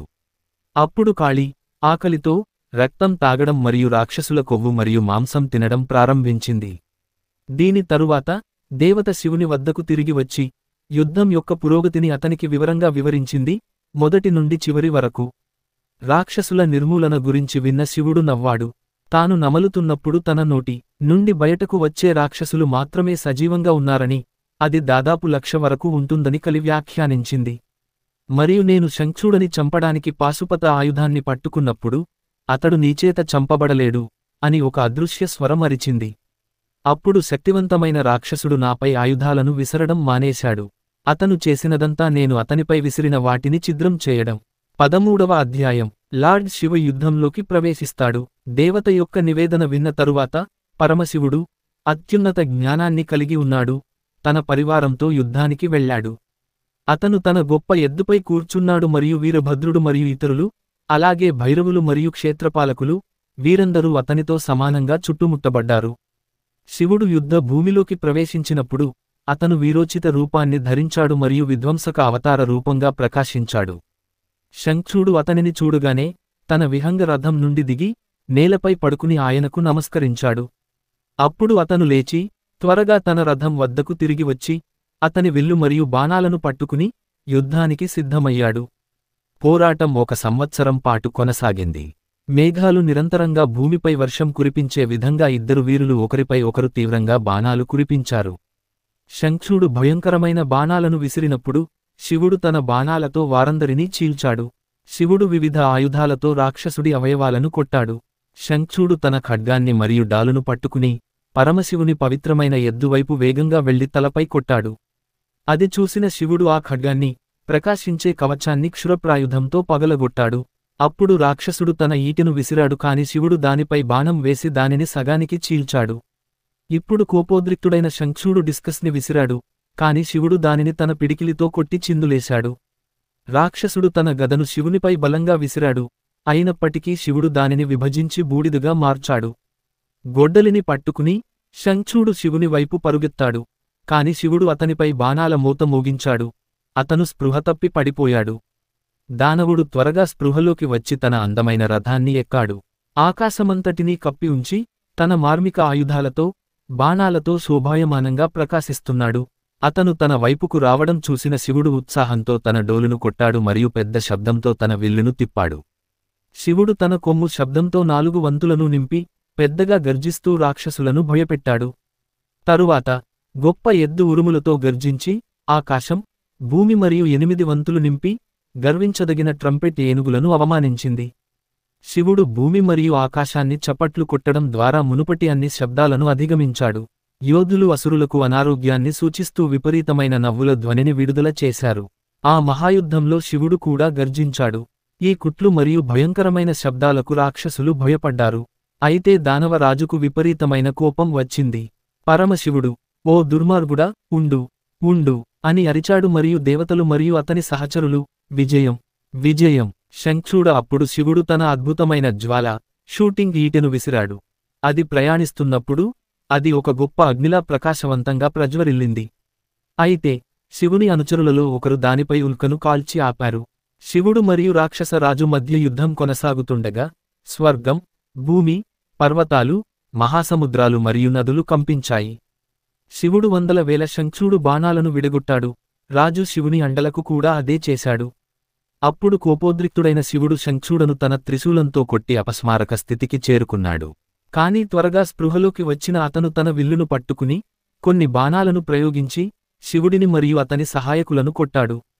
అప్పుడు మాయాజాలం ద్వారా అసురుడు 10,000 ఆయుధాలు ధరించాడు మరియు 10,000 చర్చలతో శివుడిని త్వరగా చుట్టుముట్టాడు. కాని శివుడు వారిపై అద్భుతమైన బాణాలు వేసి అందరినీ చీల్చివేశాడు. శంఖుడు అతని గదను స్వాధీనం చేసుకున్నాడు మరియు భారీ సైన్యంతో కలిసి శివుడిని నాశనం చేయాలనే ఉద్దేశ్యంతో ఆరోపించాడు. అయితే శివుడు గదను చీల్చాడు. దానవుడు ఆగ్రహానికి గురయ్యాడు. ఆ రాక్షసుడు ఒక ఈటెను స్వాధీనం చేసుకున్నాడు. అది శత్రువులకు భరించలేనంతగా మండింది. అతను శివుడిని సమీపించగానే రెండోవాడు తన త్రిశూలంతో అతని ఛాతీపై కొట్టాడు. అప్పుడు రాక్షసుడి ఛాతీ నుండి ఒక భారీ పరాక్రమం బయటకు వచ్చి, నిలుచుకోండి, నిలబడండి అని చెప్పింది. శివుడు బిగ్గురగా నవ్వి తన కత్తితో ఉద్భవిస్తున్న భయంకరమైన తలని నరికి అది నేలమీద పడింది. తన నోరు విశాలంగా విప్పి కాళికోపంతో లెక్కలేనన్ని రాక్షసులను తన భయంకరమైన కోరలతో వారి తలలను నలిపివేసింది. కోపోద్రిక్తుడైన క్షేత్రపాలుడు అనేక ఇతర రాక్షసులను సేవించాడు మరియు శివుడు కొందరిపై క్షిపణులను కాల్చి చంపాడు. ఇతరులు కేవలం గాయపడ్డారు. వీరభద్రుడు మరియు నందీశ్వరుడు అనేక ఇతర రాక్షసులను నాశనం చేశారు. ఆ విధంగా శంఖుడు సైన్యంలోని అధిక భాగం మరణించగా అతని భయభ్రాంతులకు గురైన అనేక మంది సైనికులు పిరికితనంతో యుద్ధభూమి నుండి పారిపోయారు. కాని శంఖుడు దృఢంగా నిలబడి శివునితో ఇలా అన్నాడు, నేను ఇక్కడ ఉన్నాను, నీతో యుద్ధానికి సిద్ధంగా ఉన్నాను. రండి, నా మనుషులు చాలా మంది చంపబడితే ఎలా ఉంటుంది? నాతో ముఖాముఖిగా పోరాడండి. 14వ అధ్యాయం. విష్ణువు ప్రత్యక్షమవుతాడు. శంఖుడు శివునిపై ఆధ్యాత్మిక క్షిపణులను విసిరాడు. అతను కూడా వర్షం కురిపించే మేఘంలా అతనిపై బాణాలు కురిపించాడు. అతను దేవతలకు మరియు శివుని అనుచరులకు కనిపించని మరియు దిగ్భ్రాంతికి గురిచేసే వివిధ రకాల భ్రమ కలిగించే పద్ధతులను ఉపయోగించాడు. ఇది చూసిన శివుడు తన అతీంద్రియ మహేశ్వర క్షిపణులను విడుదల చేశాడు మరియు ఇవి భ్రమలను త్వరగా నాశనం చేశాయి. వాటి తేజస్సును విడిచిపెట్టాయి. అప్పుడు శక్తిమంతుడైన శివుడు అకస్మాత్తుగా తన త్రిశూలాన్ని, గొప్ప వ్యక్తులకు కూడా తట్టుకోలేని త్రిశూలాన్ని, శంఖుడను సంహరించడానికి పట్టుకున్నాడు. కాని అతనిని ఆపడానికి ఒక అవాంఛనీయమైన స్వర్గం విజృంభించింది. ఓ శివా, ఇప్పుడు త్రిశూలాన్ని విసిరేయవద్దు. ఈ అభ్యర్థనను వినండి. మీరు ఒక సెకనులో విశ్వాన్ని నాశనం చేయగలరు అనడంలో సందేహం లేదు. ఈ ఒక్క దానవుడు, శంఖుడా, నీవు వేదాల నియమాలను విస్మరించకూడదా?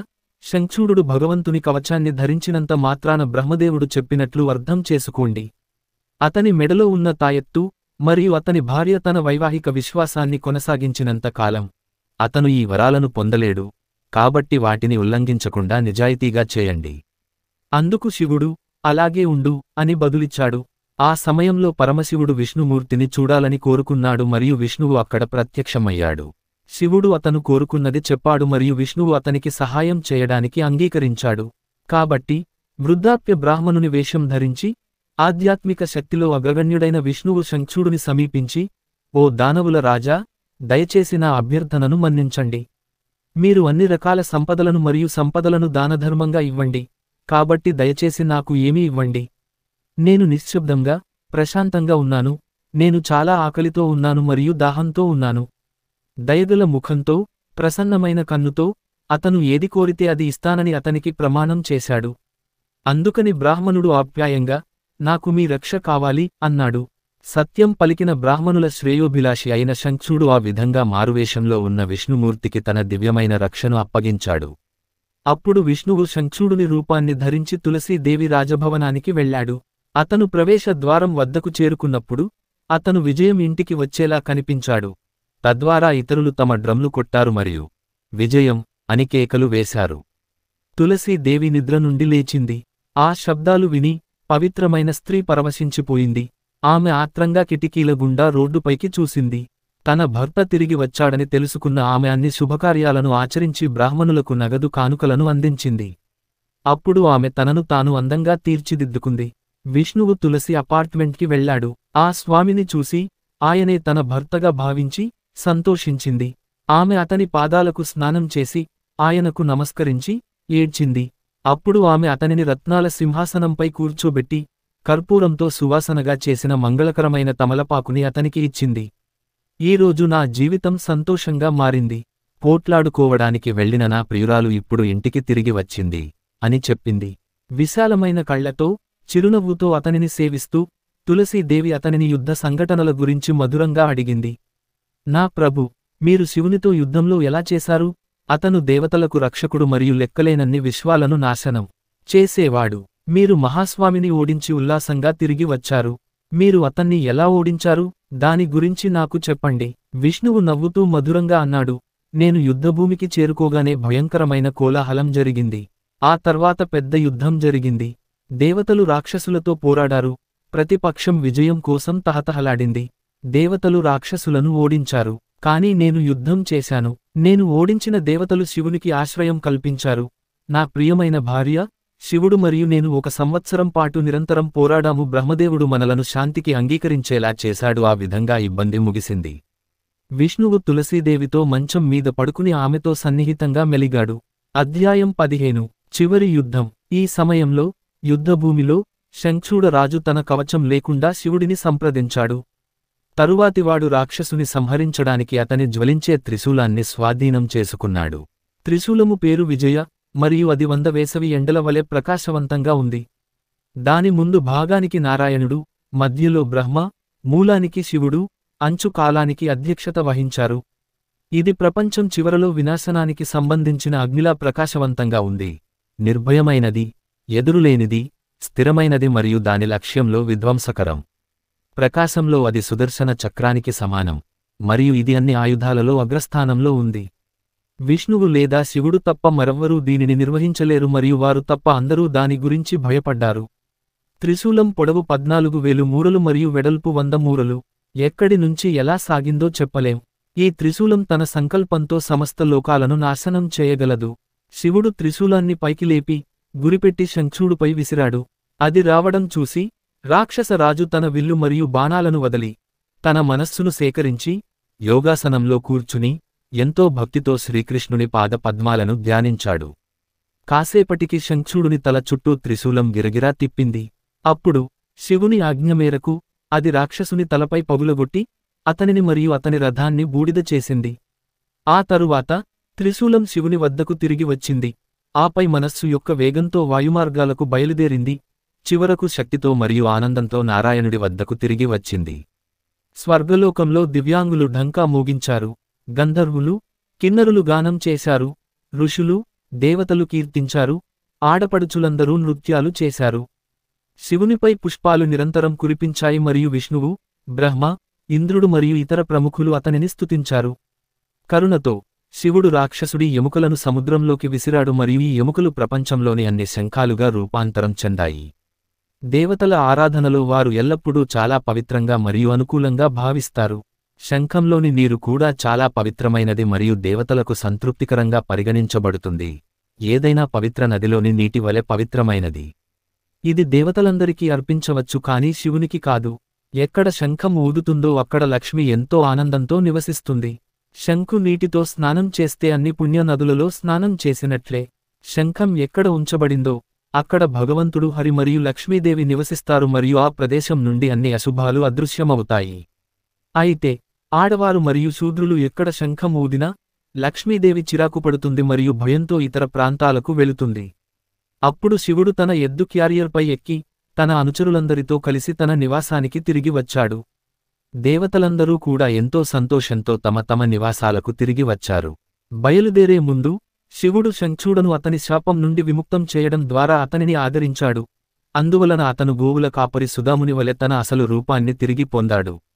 ఆభరణాలతో అలంకరించబడి, వేణువు పట్టుకుని, దివ్యరథంపై ఎక్కి, గోలోక బృందావనం నుండి అనేక మంది గోరక్షకులచే చుట్టుముట్టబడి, శంఖుడు కృష్ణుడితో వివిధ అతీంద్రియ సంబంధాలను కలిగి ఉన్న భక్తులతో నిండిన ఆధ్యాత్మిక ఆకాశానికి, గోలోకానికి వెళ్లాడు. సుదాముడు శ్రీమతి రాధారాణిని, శ్రీకృష్ణుడిని చూసినప్పుడు భక్తితో వారి పాద పద్మాలకు నమస్కరించాడు. అతనిని చూసి, దివ్య దంపతులు అతని పట్ల ప్రేమతో నిండిపోయారు మరియు దయగల ముఖాలతో మరియు సంతోషకరమైన కళ్లతో అతనిని పైకి లేపి తమ ఒడిలోకి తీసుకున్నారు. 16వ అధ్యాయం. తులసి విష్ణువును శపిస్తుంది. ఇంతలో రాజభవనంలో తులసి దేవి ఇంకా శంఖుడు వేషంలో ఉన్న విష్ణువుతో మంచం మీద పడుకుంది. గతంలో తన భర్త తన పట్ల తన ప్రేమను వ్యక్తపరిచిన విధానానికి, అతను దానిని వ్యక్తపరిచిన విధానానికి చాలా తేడా ఉందని ఆమె అకస్మాత్తుగా గ్రహించింది. ఇది ఆమెకు అనుమానం కలిగించింది, మరియు తను ఇంతకుముందు సన్నిహితంగా ఉన్న వ్యక్తి నిజంగా తన భర్తేనా అని ఆమె ఆలోచించడం ప్రారంభించింది. అప్పుడు అదే ఆనందం, ఆప్యాయత మరియు ఆకర్షణ అనుభూతి చెందకుండా ఆమె అతని వైపు అపనమ్మకంగా చూస్తూ, నువ్వు కాదు అంది. అతను తన భర్త కాదని తన హృదయంలో గ్రహించి ఆమె అడిగింది, ఎవరు నువ్వు? తులసీదేవికి కోపం వచ్చింది. అవును, నువ్వు ఎవరు? నేను వెంటనే తెలుసుకోవాలనుకుంటున్నాను. నన్ను ఆనందించడానికి మీరు నన్ను మోసం చేశారని నాకు తెలుసు. మీరు నా నిరాడంబరతను రెచ్చగొట్టారు. దీనికోసం నేను నిన్ను శపిస్తాను. అప్పుడు విష్ణువు తన నిజమైన అందమైన రూపాన్ని ధరించాడు. తులసి తన ముందు దేవతలను చూసింది. అతని ఛాయ ముదురు నీలం, తాజా వర్షపు మేఘాల వంటిది. అతని కళ్ళు శరదృతువు తామరపువ్వులలా ఉన్నాయి మరియు అతను ఆభరణాలు మరియు ఆభరణాలతో అలంకరించబడ్డాడు. అతని నవ్వుతున్న ముఖం చాలా దయగా కనిపించింది మరియు అతను పసుపు వస్త్రాన్ని ధరించాడు. వాసుదేవుని అందమైన రూపాన్ని చూసి తులసి మూర్ఛపోయింది. కొద్ది క్షణాల తర్వాత ఆమె స్పృహలోకి వచ్చి, ఓ ప్రభూ, నువ్వు రాయిలా ఉన్నావు. కనికరం లేనివాడివి, మోసంతో నా పవిత్రతను ఉల్లంఘించావు, మరియు దీని ద్వారా మీరు నా భర్తను చంపారు. ఓ ప్రభూ, మీరు కనికరం లేనివారు. అవును, నీ హృదయం రాయి లాంటిది కాబట్టి నిన్ను పవిత్రంగా పిలిచేవాళ్లేమీ తప్పు చేయలేదని నేను శపిస్తున్నాను. దుఃఖం మరియు విచారంతో తులసి బిగ్గరగా ఏడ్చింది మరియు పదే పదే విలపించింది. ఆమె చాలా కలత చెందడం చూసి, దయా సముద్రుడైన నారాయణుడు ధార్మిక నియమాల ప్రకారం ఆమెను ఓదార్చడానికి ప్రయత్నించాడు. ఓ శ్రేష్ఠుడా, నీవు నన్ను భర్తగా పొందాలని చాలా కాలం తపస్సు చేశావు. అలాగే శంఖుడు కూడా నిన్ను భార్యగా పొందాలని చాలా కాలం తపస్సు చేశాడు. ఆ తపస్సుతో తన కోరిక తీర్చుకున్నాడు. అప్పుడే నేను నీ కోరికను నెరవేర్చుకోవలసిన అవసరం ఉంది. ఈ పుణ్యభూమిలో పవిత్రమైన మరియు పారదర్శకమైన నది మీ నుండి పుణ్యవృక్షాలుగా రూపాంతరం చెందుతుంది మరియు 3 లోకాల నివాసితులు అందరూ తులసి వృక్షాలు అని పిలుస్తారు. ఈ చెట్టు యొక్క ఆకులు మరియు పువ్వులతో పూజించండి. తులసి చెట్లలో మరియు పువ్వులలో ఉత్తమమైనదిగా రాజ్యమేలుతుంది. అధ్యాయం 17. తులసి దేవి అనుగ్రహం ప్రసాదిస్తుంది. నారాయణుడు కొనసాగించాడు. గోలోకంలో, విరజా నదీ తీరంలో, రస నృత్య ప్రదేశంలో, బృందావన, భండిర, చంపక, చందన అడవులలో, మాధవి తోపులలో పవిత్రమైన తులసి చెట్టు పెరుగుతుంది. కేతకి, కుండ, మల్లిక, మాలతి పుణ్యక్షేత్రాలలో నివసిస్తారు మరియు పవిత్రమైన ప్రదేశాలన్నీ తులసి వృక్షం యొక్క మూలంలో కలుస్తాయి. తద్వారా అందరికీ ఆధ్యాత్మిక పుణ్యం లభిస్తుంది. దేవతలందరూ మరియు నేను అక్కడ రాలుతున్న తులసి ఆకులను సేకరించడానికి వేచి ఉంటాను. ఎవరు తులసి ఆకులతో పునీతమైన నీటితో అభిషేకం చేస్తారో వారు అన్ని పవిత్ర నదులలో స్నానం చేసిన మరియు అన్ని రకాల పుణ్యఫలాలను పొందుతారు. త్యాగాలు. ఒక తులసి ఆకుతో 1000 జాడీల తేనెను బహుమతిగా ఇచ్చినంత మాత్రాన హరి సంతోషించడు. అటువంటి ఒక ఆకును కానుకగా సమర్పించడం వల్ల లక్షలాది గోవులను నైవేద్యంగా సమర్పించడం ద్వారా పొందిన ప్రతిఫలం లభిస్తుంది. కార్తీక మాసంలో ఎవరైనా తులసి ఆకులను నైవేద్యంగా సమర్పించినట్లయితే అతను చెప్పిన విధంగానే పుణ్యఫలాన్ని పొందుతాడు. మరణం సమయంలో ఎవరైనా తులసి ఆకు నీటిని త్రాగితే లేదా పొందినట్లయితే ఎవరైనా అతని పాపాల నుండి విముక్తి పొందుతారు మరియు వైకుంఠానికి వెళ్ళండి. ఎవరైతే రోజూ తులసి ఆకు నీటిని తాగుతారో వారి జీవితకాలంలో విముక్తి పొంది గంగానదిలో స్నానం చేసిన ప్రయోజనం పొందుతారు. ఎవరైతే తులసి ఆకును తీసి దానిని తన వ్యక్తిపై ఉంచుకుంటారో ఆపై తన శరీరాన్ని పవిత్ర స్థలంలో వదిలివేస్తాడు. విష్ణులోకానికి వెళ్ళండి. ఈ ఆకుతో నిత్యం నన్ను పూజించిన వారికి 1,000,000 అశ్వమేధ యాగాలు చేసిన పుణ్యఫలం లభిస్తుంది. తులసి ఆకును చేతిలో పట్టుకుని దేహాన్ని విడిచిపెట్టిన వ్యక్తి సర్వపాపాల నుండి ముక్తిని పొందుతాడు. తులసి చెక్కతో కూడిన హారాన్ని ధరించిన వారికి అడుగడుగున అశ్వమేధ యాగానికి తగిన ప్రతిఫలం తప్పకుండా లభిస్తుంది. తులసి ఆకు పట్టుకుని వాగ్దానాన్ని ఉల్లంఘించిన వాడు సూర్యచంద్రులంత కాలం కాలసూత్ర నరకానికి వెళ్తాడు. చివరిది, తులసి ఆకుని ఉంచి తప్పుడు సాక్ష్యం చెప్పేవాడు 14 ఇంద్రుల ఆయుష్షు ఉన్నంత కాలం కుంభీపాక నరకానికి వెళ్తాడు. మరణ సమయంలో ఎవరైతే కొద్దిగా తులసి ఆకు నీరు తాగినా లేదా కొద్దిగా తీసుకున్నా వారు ఖచ్చితంగా ముందుకు వెళతారు. వైకుంఠం రత్నాలతో కూడిన విమానంలో బయలుదేరింది. అమావాస్య లేదా పౌర్ణమి రోజున, లేదా చంద్రమాసంలోని 12వ లేదా చివరి రోజున, లేదా స్నానం చేయడానికి ముందు లేదా మధ్యాహ్నం, రాత్రిపూట నూనెతో అభిషేకం చేసిన తర్వాత హరి శిరచ్ఛేదం చేస్తాడు. పగలు లేదా సూర్యాస్తమయం, లేదా అపరిశుభ్రమైన స్థితిలో లేదా ఒకరి రాత్రి దుస్తులలో తులసి ఆకును తీయండి లేదా తీయండి. ఓ పవిత్రమైనవాడా, అలాంటి ఆకును 3 రాత్రులు ఉంచి పొడిగా మారినప్పటికీ అది ఇప్పటికీ పని చేయవచ్చు. అంత్యక్రియలు, ప్రమాణాలు, బహుమతులు, దేవాలయాల పవిత్రీకరణ మరియు దేవతల ఆరాధనకు సంబంధించి విష్ణువుకు సమర్పించిన తులసి ఆకులను నేలపై లేదా నీటిపై పడి ఉంటే వాటిని సరిగ్గా కడిగినట్లయితే వాటిని ఇప్పటికీ ఇతర పవిత్ర ప్రయోజనాల కోసం ఉపయోగించవచ్చు. ఇక్కడ భూమిపై ఉన్న తులసి మొక్కకు మీరు ఎల్లప్పుడూ అధిష్టాన దేవతగా ఉంటారు. అదే సమయంలో మీరు ఎల్లప్పుడూ గోలోకంలో ఏకాంతంలో శ్రీకృష్ణుడితో ఆడతారు. మీరు గండకీ నదికి అధిష్టానం కూడా అవుతారు. తద్వారా భారతదేశాన్ని మతపరమైన యోగ్యతతో కురిపిస్తారు. మీరు ఇంకా ఉప్పు సముద్రానికి భార్య అవుతారు. ఇది నా పాక్షిక విస్తరణ. ఓ పవిత్ర దేవత, మీరు ఎల్లప్పుడూ వ్యక్తిగతంగా నా పక్కనే ఉంటారు మరియు లక్ష్మిలాగా నా సహవాసాన్ని ఆనందిస్తారు. 18వ అధ్యాయం సాలిగ్రామం యొక్క ఆశీర్వాదాలు. హరి కొనసాగించాడు, నా విషయానికొస్తే నీ శాపం వల్ల నేను రాయిగా మారి గండకీ నది ఒడ్డుకు దగ్గరగా ఉంటాను. లక్షలాది వజ్రకీట పురుగులు పదునైన దంతాలతో అక్కడ ఉన్న రాళ్లలో మెలికలు లేదా ఉంగరాలను చేస్తాయి. చక్రాలు, నన్ను సూచించే వాటిని సాలిగ్రామాలు లేదా పవిత్ర రాళ్లు అని పిలుస్తారు. ఒక ప్రవేశ రంధ్రాన్ని కలిగి ఉన్న రాళ్లు 4 ఉంగరాలు, చక్రాలు కలిగి ఉంటాయి మరియు అవి తాజా వర్షపు మేఘం వలె కనిపిస్తాయి. లక్ష్మి, నారాయణ మూర్తులు లేదా రూపాలు అని పిలుస్తారు. ఒక ప్రవేశ రంధ్రము, 4 వలయాలు, చక్రాలు, తాజా వర్షపు మేఘాల వలె కనిపించే రాళ్లను లక్ష్మి, జనార్దన చక్రాలు అంటారు. 2 ప్రవేశ రంధ్రాలు, 4 వలయాలు, చక్రాలు కలిగి ఉన్న వాటిని ఆకట్టుకుంటారు. ఆవు డెక్కల గుర్తులు కాని మాల గుర్తు లేని వాటిని రఘునాథ చక్రాలు అంటారు. చాలా చిన్నవి, 2 వలయాలు, చక్రాలు, తాజా వర్షపు మేఘాల వలె కనిపిస్తాయి కాని పూలమాల లేని వాటిని వామన చక్రాలు అంటారు. అవి గృహస్థులకు శుభప్రదంగా ఉంటాయి. చాలా చిన్నగా ఉన్న ఆ రాళ్లకు 2 ఉంగరాలు మరియు 1 ఉంగరాలు ఉంటాయి. దండ గుర్తును శ్రీధర చక్రాలు అంటారు. వారు గృహస్థులకు శ్రేయస్సును కలిగిస్తారు. పెద్దగా, వృత్తాకారంగా 2 ఉంగరాలు ఉన్న రాళ్లను దామోదర చక్రాలు అని పిలుస్తారు. మధ్యస్థంగా ఉన్నవి, 2 ఉంగరాలు కలిగి బాణాలు మరియు వణుకులతో కూడిన రాళ్లను రామ చక్రాలు అని పిలుస్తారు. మధ్యస్థం, 7 ఉంగరాలు మరియు గొడుగు మరియు ఆభరణాల గుర్తులు ఉన్న వాటిని రాజరాజేశ్వరులు, రాజుల రాజు చక్రం అని పిలుస్తారు మరియు ప్రజలకు రాజశ్రేయస్సును ఇస్తారు. పెద్దవి, 14 చక్రాలు కలిగి ఉంటాయి. చక్రాలు, తాజా వర్షపు మేఘాలను అనంత చక్రాలు అంటారు. వారు చతుర్విధ ఫలాలను ప్రసాదిస్తారు: అర్థ, కామ, ధర్మం మరియు మోక్షం, ఐశ్వర్యం, ఆనందం, ధర్మం మరియు ముక్తి. గోళాకారంలో, అందంగా, మధ్యస్థంగా ఉండేవి, 2 వలయాలు కలిగి, వర్షపు మేఘాలలాగా, ఆవు డెక్కలతో గుర్తున్న వాటిని మధుసూదన చక్రాలు అంటారు. 1 ఉంగరం, చక్రం ఉన్న వాటిని సుదర్శన చక్రాలు అంటారు. ఉంగరాలు, చక్రాలు, దాచబడిన వాటిని గదాధర చక్రాలు అంటారు. 2 ఉంగరాలు, చక్రాలు, మరియు గుర్రపు ముఖం ఉన్న వాటిని హయగ్రీవులు అంటారు. 2 ఉంగరాలు, చక్రాలు, నోరు చాలా వెడల్పుగా మరియు విస్తరించి, చాలా భయంకరంగా కనిపించే వాటిని నరసింహులు అని పిలుస్తారు.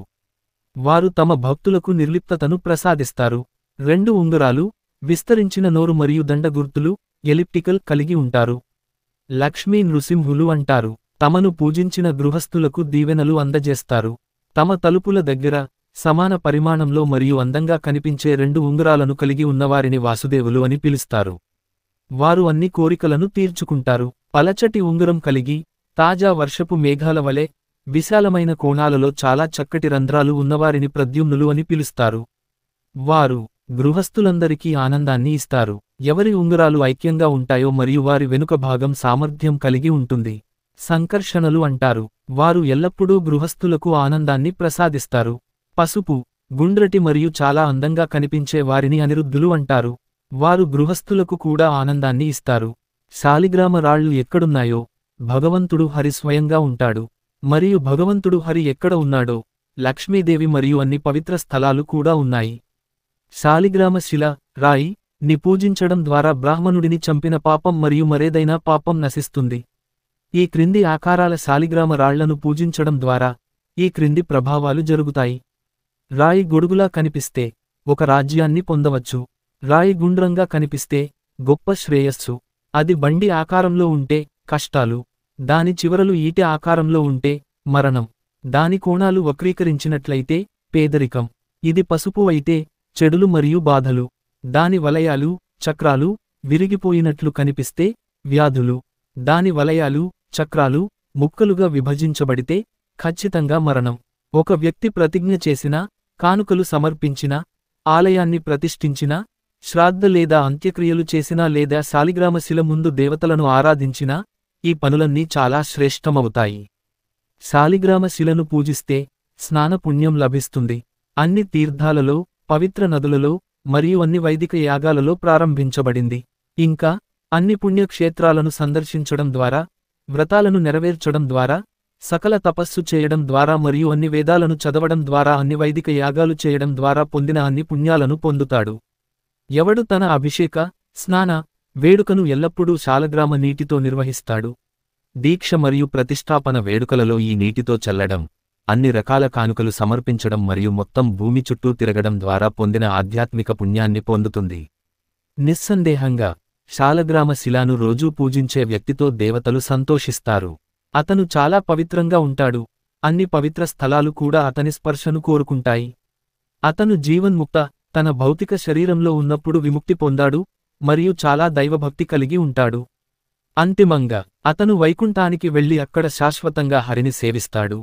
అంటే బ్రాహ్మణుడిని చంపడం వంటి ఏదైనా పాపం గరుడుడిని, విష్ణువు యొక్క డేగవాహకుడిని చూసి పారిపోయినట్లే అతని పాదాలను తన పుట్టుకతో అతను తన పూర్వీకులను విమోచించాడు. ఎవరైనా మరణిస్తున్నప్పుడు శాలగ్రామ శిలాజలాన్ని త్రాగితే అతని అన్ని పాపాల నుండి విముక్తి పొంది వైకుంఠానికి వెళ్తాడు. అతను కర్మ ప్రభావాల నుండి పూర్తిగా విముక్తి పొందుతాడు మరియు నిస్సందేహంగా శాశ్వతంగా లీనమవుతాడు. విష్ణువు యొక్క పాద దర్శనం. శాలిగ్రామాన్ని చేతిలో పట్టుకుని అబద్ధం చెప్పేవాడు బ్రహ్మదేవుడు జీవించి ఉన్నంతకాలం 311 ట్రిలియన్ మరియు 40 బిలియన్ భూ సంవత్సరాలు కుంభీపాక నరకానికి వెళ్తాడు. శాలిగ్రామాన్ని చేతిలో పట్టుకుని వాగ్దానాన్ని ఉల్లంఘిస్తే 1,000,000 మన్వంతరాల కోసం అసిపత్ర నరకానికి వెళ్తాడు. శాలిగ్రామ శిలలో తులసి ఆకులను సమర్పించకుండా పూజించినవాడు లేదా రాయి నుండి ఆకులను వేరు చేసినవాడు వచ్చే జన్మలో భార్య నుండి విడిపోవాల్సి వస్తుంది. మరియు ఎవరైనా తులసి ఆకులను శంఖంలో సమర్పించకపోతే అతను 7 జన్మల వరకు భార్య లేకుండా ఉంటాడు మరియు వ్యాధిగ్రస్తుడు అవుతాడు. శాలిగ్రామ శిలను, తులసిని మరియు శంఖాన్ని ఒకే చోట ఉంచేవాడు నారాయణుడికి చాలా ప్రియమైనవాడు. ఒక వ్యక్తి తన ప్రియతముడిని విడిచిపెట్టడం బాధాకరం. అతను ఒకప్పుడు అతని సహవాసం అనుభవించాడు. మీరు ఒక మన్వంతరానికి శంఖుడుకు అత్యంత ప్రియమైనవారు, కాబట్టి మీరు అతని నుండి విడిపోవడం ఇప్పుడు చాలా కష్టం. 19వ అధ్యాయం. తులసి ఆధ్యాత్మిక ప్రపంచానికి తిరిగి వస్తుంది. భగవంతుడు హరి మాట్లాడటం మానేయడంతో తులసి తన భౌతిక దేహాన్ని విడిచిపెట్టి దివ్యరూపం ధరించి వైకుంఠానికి వెళ్ళింది. అక్కడ ఆమె లక్ష్మీదేవిలా శ్రీహరి హృదయంలో నిలిచిపోయింది. హరి కూడా ఆమెతో పాటు వైకుంఠానికి వెళ్లాడు. తులసీదేవి తన భౌతిక శరీరాన్ని విడిచిపెట్టిన వెంటనే ఈ శరీరం గండకీ నదిగా మారింది మరియు భగవంతుడు హరి ఆ నది ఒడ్డున ఉన్న పర్వతం వలె ప్రత్యక్షమయ్యాడు. ప్రజలకు ఆధ్యాత్మిక పుణ్యాన్ని ఇచ్చాడు. ఆ పర్వతంపై ఉన్న పురుగులు వివిధ రకాల రాళ్లను కత్తిరించి ఫ్యాషన్ చేస్తాయి. నదిలో పడి మేఘాల రంగులో ఉండేవి ఎటువంటి సందేహం లేకుండా ఫలితాలను ఇస్తాయి. కాని ఎండిన భూమికి పడిపోయేవి సూర్యకిరణాల వల్ల గోధుమ రంగులోకి మారి పూజకు పనికిరావు. హరి భగవానుడు తులసిని సముచితంగా సత్కరించి లక్ష్మీదేవితో కలిసి ఆమెతో ఆడుకోవడం ప్రారంభించాడు. అతను తులసిని లక్ష్మీ శ్రేణికి పెంచాడు. ఆమెను ఆశీర్వాదం మరియు మహిమాన్వితం చేశాడు. లక్ష్మీ మరియు గంగాదేవి ఈ కొత్త నారాయణ మరియు తులసి కలయికను అనుమతించారు మరియు సహించారు. అయితే సరస్వతీదేవి కోపం తెచ్చుకుంది మరియు తులసి యొక్క ఉన్నత స్థితిని తట్టుకోలేకపోయింది. ఒకసారి భగవంతుడు హరి సమక్షంలో గౌరవప్రదమైన సరస్వతి తులసితో గొడవపడి ఆమెను బాధించింది. అవమానానికి గురై అవమానించిన తులసి అదృశ్యమైంది. అప్పుడు కోపంతో తెలివైన మరియు ప్రవీణుడైన తులసి భగవంతుడు హరికి కూడా కనిపించదు. హరి భగవానుడు తులసిని చూడనప్పుడు అతను సరస్వతిని శాంతింపజేసి ఆమె అనుమతిని పొంది తులసి వనానికి వెళ్లాడు, బృందావనానికి. ఆమె నుండి విడిపోవడంతో అతను చాలా బాధపడ్డాడు. అక్కడ అతను స్నానం చేశాడు. తరువాత సరియైన సంస్కారాలతో అతను తన పూర్ణ హృదయంతో పవిత్రమైన తులసిని పూజించాడు. ఆపై ఆమెను భక్తితో ధ్యానించాడు మరియు బృందావన రాణి తులసీదేవికి నమస్కారాలు అని పలికాడు. పూజ సమయంలో తులసికి వెలిగించిన నెయ్యి దీపం, సుగంధ ద్రవ్యాలు, గంధపు పువ్వులు మరియు నైవేద్యాలు సమర్పించారు. ఈ విధంగా తులసిని పూజించేవారు సంపూర్ణ పరిపూర్ణతను పొందుతారు. భగవంతుడు తన మహిమాన్వితమైన భక్తుడిని స్తుతించడం ప్రారంభించాడు. తులసి వృక్షాలు అనేక సమూహాలుగా సేకరిస్తాయి, కాబట్టి పండితులు దీనిని వృందా అని పిలుస్తారు. నేను ఆ ప్రియమైన తులసిని స్తుతిస్తున్నాను. చాలా కాలం క్రితం ఆమె బృందావన అరణ్యంలో కనిపించింది మరియు అందువలన బృందావని అని పిలుస్తారు. నేను ఆ మంగళకరమైన మరియు మహిమాన్వితమైన దాన్ని ఆరాధిస్తాను. ఆమె ఎల్లప్పుడూ పూజించబడుతుంది. లెక్కలేనన్ని విశ్వాలు మరియు విశ్వపూజిత అని పిలుస్తారు. నేను ఆ విశ్వపూజితను ఆరాధిస్తాను. ఆమె సంపర్కం ద్వారా లెక్కలేనన్ని విశ్వాలు పవిత్రమైనవి మరియు పవిత్రమైనవి. అందువల్ల ఆమెను విశ్వపావని అని పిలుస్తారు, మొత్తం విశ్వాన్ని శుద్ధి చేసేది. ఆమెను స్మరిస్తూ నేను ఆమె నుండి వియోగానికి గురవుతున్నాను. దేవతలపై ఇతర పువ్వులు కుప్పలు వేయబడినప్పటికీ వారు సంతృప్తి చెందరు. తులసిని సమస్త పుష్పాల సారాంశంగా పరిగణిస్తే తప్ప ఇప్పుడు నేను వేదనకు గురవుతున్నాను. ఆమె విశ్వాసం మరియు ఆనందాన్ని తెస్తుంది. ఆమె నాతో తృప్తి చెందుతుంది. కాబట్టి ఆమె తులసి అని పిలువబడుతుంది. నేను ఆ ప్రియమైన తులసిని ఆశ్రయిస్తున్నాను. కృష్ణుని మరియు కృష్ణజీవని అని పిలుస్తారు. ఆ దేవత నా ప్రాణాన్ని కాపాడుతుంది. హరి భగవానుడు వేడుక మరియు ప్రార్థనలు ముగించిన తరువాత తులసి సంతోషించి చెట్టు నుండి బయటకు వచ్చింది. ఆమె వెంటనే హరి భగవానుని పాద పద్మములను ఆశ్రయించింది. ఓ తులసి, నిన్ను లోకమంతటా పూజిస్తారు. ప్రియతమా, నేను నిన్ను నా తలపై మరియు నా హృదయంలో ఉంచుకుంటాను. మరియు దేవతలందరూ నిన్ను తలపై పట్టుకుంటారు అని ఆమెను ఆశీర్వదించాడు. గౌరవప్రదమైన తులసి సరస్వతి వల్ల ఆమె మనోభావాలు దెబ్బతింటాయని విలపిస్తున్న హరి భగవానుడు ఆమెను తన వక్షస్థలానికి చేర్చి సరస్వతి వద్దకు తీసుకువెళ్లి వారి విభేదాలను రాజీ చేశాడు. అప్పుడు అతను తులసిని ఆశీర్వదించాడు. నువ్వు అందరిచే పూజింపబడతావు, అందరిచే గౌరవించబడతావు మరియు అందరిచే గౌరవించబడతావు. మరియు అందరూ నిన్ను తలపై మోస్తారు. నేను కూడా నిన్ను పూజించి గౌరవించి నా తలపై మోస్తాను. తులసి ఇప్పుడు చాలా సంతోషంగా ఉంది. సరస్వతి ఆమెను ఆలింగనం చేసుకుని తన పక్కన కూర్చోబెట్టుకుంది. లక్ష్మి మరియు గంగ నవ్వుతూ ఆమెను కౌగిలించుకుని ఆపై ఆమెను ఇంటికి తీసుకెళ్లారు. అధ్యాయం 20. తులసీదేవి ఆరాధన. ఎవరైతే తులసీదేవిని ఆమె 8 పేర్లతో మరియు వాటి అర్థాలతో పూజిస్తారో బృందావని, విశ్వపావని, విశ్వపూజిత, తులసి, పుష్పసార, నందిని మరియు కృష్ణజీవి మరియు 8 శ్లోకాలతో కూడిన ఈ స్తోత్రాన్ని సరిగ్గా ఆలపిస్తే అశ్వమేధ గుర్రం చేసిన పుణ్యం లభిస్తుంది. త్యాగం. తులసి కార్తీక మాసంలో పౌర్ణమి నాడు జన్మించినందున ఆమె పూజ కోసం భగవానుడు ఈ రోజును సూచించాడు. ఈ రోజున ఎవరైతే ఆమెను పూజిస్తారో వారు సర్వ పాపాల నుండి విముక్తి పొంది వైకుంఠానికి వెళతారు. ఎవరైతే భక్తితో విష్ణువుకు కార్తీకమాసంలో తులసి ఆకుని ఇస్తే 1,000,000 ఆవులను బహుమతిగా ఇచ్చినంత మాత్రాన లాభం పొందుతారు. తులసి స్తోత్రం వినడం వల్ల లేదా స్మరించుకోవడం వల్ల కొడుకు లేని స్త్రీకి కొడుకు పుడతాడు, భార్య లేని వాడికి భార్య లభిస్తుంది, రోగగ్రస్తుడికి ఆరోగ్యం చేకూరుతుంది, ఖైదీకి స్వేచ్ఛ లభిస్తుంది, నిర్భయత్వం ప్రసాదిస్తుంది, భయభ్రాంతులయ్యారు మరియు పాపులకు మోక్షం ఇవ్వబడుతుంది. వేదాలలోని కణ్వ శాఖలో తులసీ దేవిని పూజించే మరియు ధ్యానం చేసే విధానం వివరించబడింది. దేవిని ఆవాహన చేయకుండా ఆమెను భక్తితో ధ్యానించి 16 పదార్థాలతో ఈ క్రింది విధంగా ఆరాధించవచ్చు. అన్ని పుష్పాలలో తులసి ఉత్తమమైనది, ఆమె పూజనీయమైనది మరియు అందమైనది, మరియు అగ్ని జ్వాల వలె పాపాలను కాల్చేస్తుంది. అన్ని దేవతలలో ఆమె అత్యంత పవిత్రమైనది, ఎందుకంటే ఆమె అందరిచేత ఆరాధించబడేది మరియు అందరిచేత ఆరాధించబడేది మరియు చేస్తుంది. ఆమె ఈ ప్రపంచం నుండి విముక్తిని ఇస్తుంది మరియు నేను ఆమెను పూజిస్తాను. ఈ ధ్యానం మరియు పూజ తరువాత జ్ఞానులు ఆమె స్తోత్రాలను చదివి ఆమెకు నమస్కరించాలి.